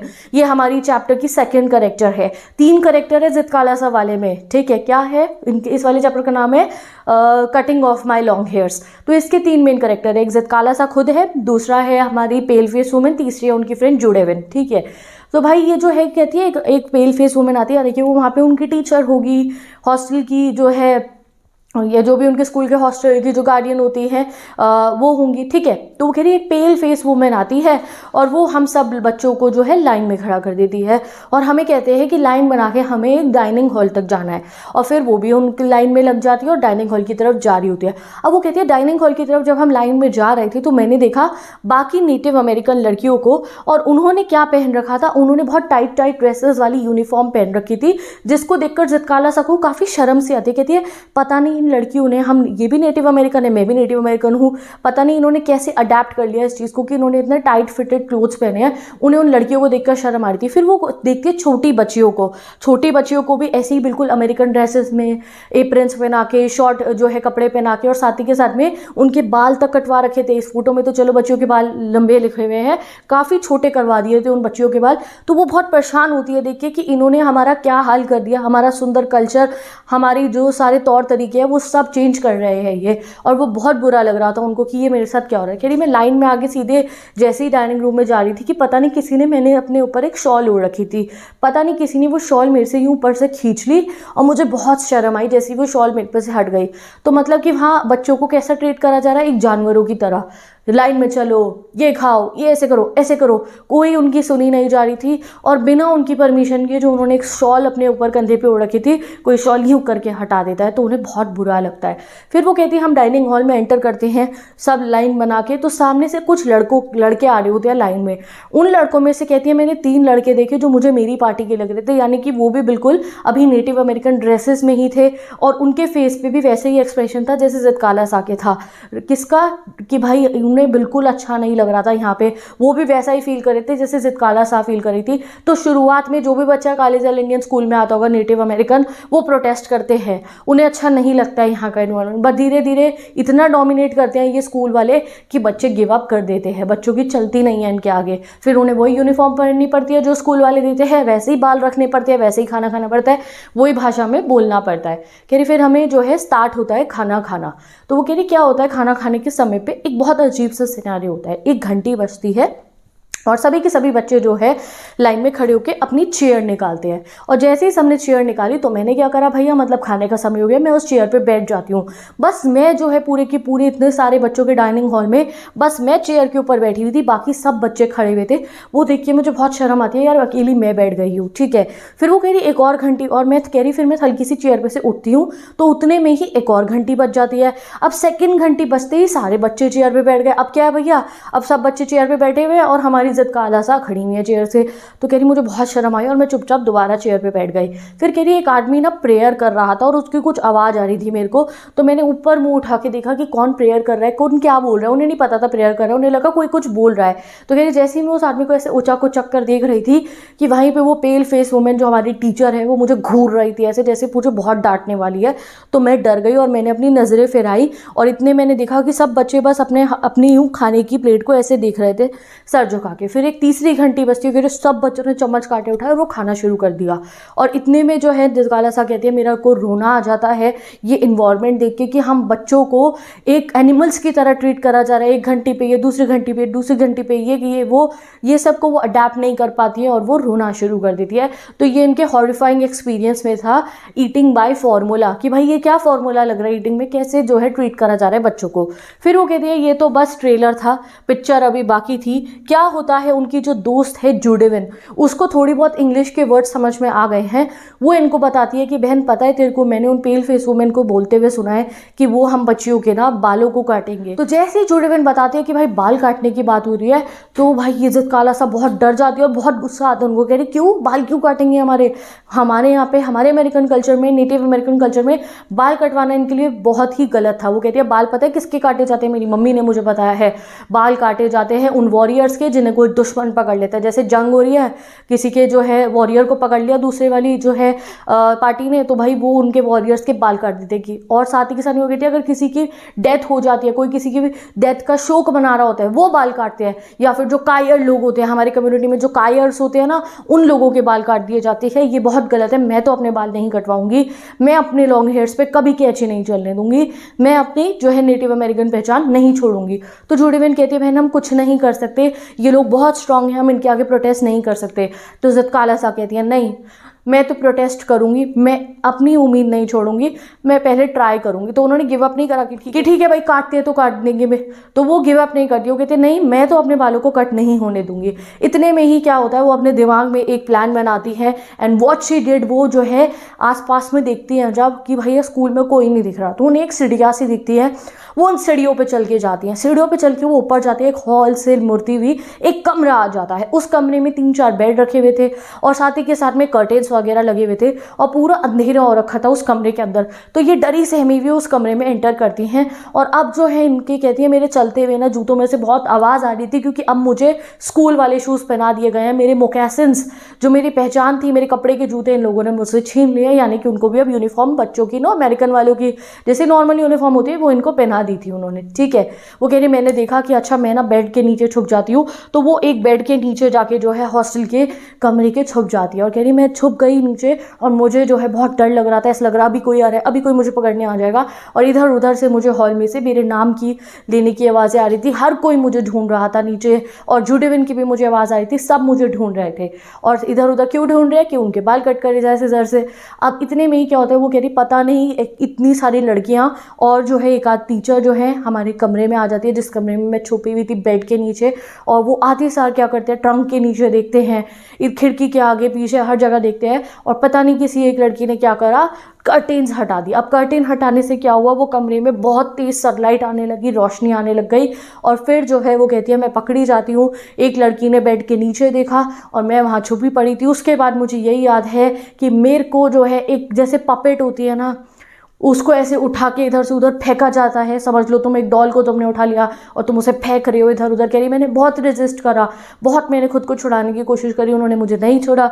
उन्होंने मुझे जो है ज़बरदस्ती वो क्या करती हैं, उनको उठा के वहाँ से ले जाते हैं, वो लड़कियाँ खींच के उन्हें ले जाती हैं, एक चेयर पे जाके बैठा देती है। और कह रही लास्ट थिंग जो मुझे याद है वो बस यही याद है कि कैंची जो है मेरे यहाँ गर्दन पे लगती है और उसका एहसास मुझे होता है कि मेरी जो लॉन्ग थिक ब्रेड थी, जो मेरी बालों की लंबी प्यारी चोटी थी, उसको ये कट कर देते हैं। और कह रही जैसे ही मेरे बाल कटते हैं वैसे ही मेरी स्पिरिट बहुत डाउन हो जाती है, उसी समय मैं बिल्कुल गिव अप कर देती हूँ, मैं बहुत परेशान हो जाती हूँ। इन्हें याद आती है फिर कि क्या मेरी मम्मा ने मुझे समझाया था हमारे बालों की इंपॉर्टेंस, और क्या हो रहा है मेरे साथ जब से मैं स्कूल में आई हूँ। और फाइनली वो गिव अप कर देती है। अब वो कहती है पूरा दिन में जो है स्कूल में मैं बहुत परेशान बैठी होती हूँ, उनके बाल अब कट जाते हैं, ठीक है, उनकी नेटिव अमेरिकन पहचान उनसे छिन जाती है, बट कहती है not one single soul came to console me, कोई एक जना मेरे को कंसोल करने नहीं आया, ना कोई टीचर, ना कोई बच्चा कि बहन कोई बात नहीं परेशान मत हो। जैसे कभी मैं परेशान होती थी तो मेरी मम्मी मेरे पास होती थी मेरे को जो है प्यार करने के लिए, समझाने के लिए। आज मेरे से सब कुछ छिन गया है, मेरी पहचान, मेरे घर वाले, और मैं सिर्फ और सिर्फ एक जानवर बन चुकी हूँ, और ये लोग मेरे हर्डर्स हैं, ये मुझे अब अपने तरीके से चलाएंगे। एंड वैसे जो है अभी तो उन्होंने गिव अप कर दिया था, बहुत परेशान थी, बट एट द एंड आपको समझ में आ चुका है कि उन्होंने कभी गिव अप नहीं करा। बड़े होके उन्होंने ऐसी आपको पता नहीं है बुक्स लिखी हैं जहां उन्होंने ये कार्लिसल इंडियन स्कूल में जो कुछ भी हुआ, बच्चों पे अत्याचार हुआ, टॉर्चर हुआ, जो भी हुआ उस सबका पर्दा फाश करा है। ठीक है, तो विद दिस ये वाला आपका टॉपिक कंप्लीट होता है। अब हम पढ़ेंगे अपना नेक्स्ट चैप्टर, यानी कि इस चैप्टर का पार्ट 2 जो है we too are human beings written by Bama. इसमें हम पढ़ने वाले हैं बामा के बारे में, जो एक बहुत छोटी सी प्यारी सी बच्चे हैं, सिर्फ 3rd क्लास में, and she belongs to a Dalit community. ठीक है, तो ये एक दलित फैमिली को बिलोंग करती हैं, और ये कहती है कि भाई पता है तुम्हारे को, जब मैं स्कूल जाती हूँ ना, और जब मेरे स्कूल की छुट्टी होती है, तो भाई स्कूल से वापस आने में ना मेरे को जो है रास्ता तो बहुत छोटा सा है, 10-15 मिनट का रास्ता है, बट मेरे को लगता है कम से कम आधे घंटे अपने स्कूल से घर आने में। क्यों भाई? क्योंकि मैं क्या करती हूँ, अभी एक्टिवा पे इधर उधर गेड़ी नहीं मारती है, ये क्या करती है, कहती है मेरे बस्ता होता है मेरे इधर कंधे पे, बैग होता है एक शोल्डर पे, एक तरफ ही टांगती हूँ, दोनों तरफ नहीं, ठीक है, एक तरफ मेरा बैग होता है, दूसरी तरफ पूरा मोहल्ला होता है, और मोहल्ले में लगी हुई चकाचौंध। तो ये घूमते हुए जाती है, पूरा आधा घंटा लगता है मुझे, मैं एक एक दुकान पे, एक एक जगह पे रुक के पूरा माहौल एंजॉय करती हूँ और तब अपने घर पहुँचती हूँ। तो चलो हम भी बामा के साथ उनके स्कूल से घर तक के सफ़र को देखते हैं। और एक दिन ऐसा ही होता है कि जब उनका ये स्कूल से घर तक का सफ़र चल रहा होता है, तो वो कुछ ऐसा देखती है कि उन्हें लाइफ की कुछ रियलिटी समझ आती हैं। जब एक दिन ऐसे ही वो स्कूल से घर जा रही थी, तो वो देखती है कि एक जो है अंकल के साथ उनकी कम्युनिटी के वो अनटचेबिलिटी प्रैक्टिस होता हुआ देखती है, और उस दिन समझ में आता है कि उनकी कम्युनिटी के लोगों के साथ कैसा व्यवहार करा जाता है by the upper caste. And उसका क्या इफेक्ट पड़ा उनकी लाइफ पे, ये आप जानोगे चैप्टर के एंड में। So let's begin with the chapter. तो भाई क्या कहती हैं ये बामा की स्कूल की छुट्टी होती है, बैग लटका के ये चलती है, भैया घर जाऊंगी, रास्ते में सब कुछ देखते हुए। सबसे पहले रास्ते में क्या आता है, मैंने सब मेंशन कर दिया है। सबसे पहले रास्ते में मदारी आता है, बंदर बंदर देखते हैं। उसके बाद पता है इनकी यहाँ क्या हो रहा होता है, एक साइकिल वाला है, वो लगातार 3-3 दिन तक साइकिलिंग करता रहता है, और जो है उसको मोटिवेट करने के लिए लोग उसकी यहाँ शर्ट की पॉकेट के ऊपर नोट चिपकाते रहते हैं कि तू और साइकिलिंग कर, तू और साइकिलिंग कर। फिर वो कहती है मैं मर्यादा टेम्पल के बाहर देखती हूँ, जो भी प्रसाद बट रहा होता है उसको देखती हूँ। फिर गांधी जी के स्टैचू पे पहुंच जाती हूँ, उसके आसपास भी बहुत पकवान बिक रहे होते हैं। फिर कहती है मैं खड़े होकर स्ट्रीट लाइट को देखती हूँ, जिनके रंग बदल रहे होते हैं, कभी ब्लू से वॉयलेट, कभी ये से वो। फिर तो है वो कहती है कि एक दुकान होती है और उसके आसपास में कुछ हंटर जिप्सीज बैठे होते हैं, कुछ बंजारे बैठे होते हैं, जिनके पास एक अजीब सा जानवर होता है जिसको कहते हैं लेमूर। ठीक है, मैं कोशिश करूंगी फोटो मिली तो लगा दूंगी लेमूर्स की।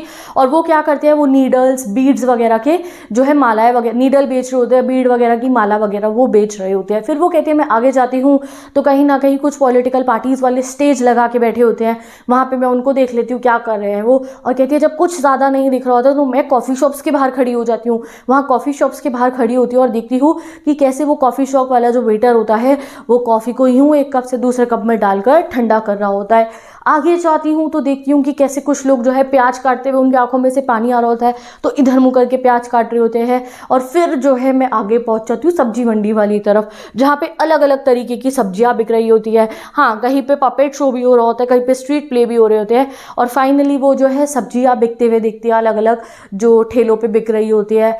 ट्रीज देखती हैं, आलमंड ट्री दिखता है उनको एक रास्ते में, और फ्रूट्स देखती है जो अलग अलग बिक रहे होते हैं, जो सीजन के फ्रूट्स होते हैं ना, अलग अलग फ्रूट्स देखती हैं ठेलों पे बिकते हुए। लास्ट में कहती हैं मैं हलवाइयों की गली में पहुंचती हूँ, वहाँ हलवाई वाले स्नैक्स मिल रहे होते हैं, कोई पकौड़े मिल रहे हैं और कोई बर्फ़ी मिल रही है, मिठाई मिल रही है। और लास्ट में एक ठेला होता है जिसपे वो मिल रही होती है, उसको वो नहीं कहते हम, वो चुस्की जो होती है हमारी, गोला, बर्फ़ का जो गोला होता है वो बिक रहा होता है। ये सब देखते देखते मैं मज़े से अपने घर पहुंचती हूँ। अब कह रही एक दिन ऐसे ही हुआ कि मैं ये सब देखते हुए अपने घर जा ही नहीं थी कि सडनली मैंने नोटिस करा हमारी जो है कम्युनिटी के लोगों को वो क्या कर रहे थे, वो आसपास में कह रही एक थ्रेशिंग ग्राउंड बना होता है। What is threshing ground? वहाँ पे अनाज को ना, अनाज के अंदर से वो जो कण होते हैं वो निकाले जाते हैं, मैंने कि काम चल रहा था एग्रीकल्चर रिलेटेड। कह रही मेरी कम्युनिटी के बहुत सारे लोग वहाँ पे काम कर रहे थे, वहाँ पे जानवर भी बंधे हुए थे, गाय भैंसे वगैरह सब बंधी हुई थी, बकरियां सब वहाँ पे लगी हुई थी और सब अपना काम कर रहे थे, सब अपने काम में व्यस्त थे। और वहाँ पे एक अपर कास्ट लैंडलॉर्ड था, वो बैठा हुआ था एक किनारे पे, जैसे वो पत्थर का किनारा सा बना होता रोड पे, वो वहाँ बैठा हुआ था। एक बोरा रख रखा था उसने ज़मीन पे, वो जो है पेवमेंट सा बना हुआ था उस पर, वो मोटा सा उस पर बैठा हुआ था। ठीक है, अब वो कह रही वो वहाँ बैठा हुआ था पालथी लगा के। इतने में मैंने देखा मेरी कम्युनिटी के एक एल्डर अंकल थे, एनसीईआरटी वाली फ़ोटो देखो इस पे, वो आ रहे थे और उनके हाथ में था एक पैकेट क्या पन्नी थी समझ लो उनके हाथ में। और उन्होंने अंकल ने पन्नी को, वो बहुत रिनोड एल्डर हैं हमारी कम्युनिटी के अंकल हैं, वो बहुत रिस्पेक्ट करते हैं सब उनकी, उन्होंने उस पन्नी को ऐसे ऊपर से उसकी स्ट्रिंग से पकड़ा हुआ था और ऐसे स्टैंड में पकड़ा हुआ था कि भाई पन्नी गिर सकती थी, बट वो पन्नी को ऐसे पकड़ के ला रहे थे कि उनका हाथ टच ना हो जाए पन्नी पे, वो टच ना करे पन्नी को।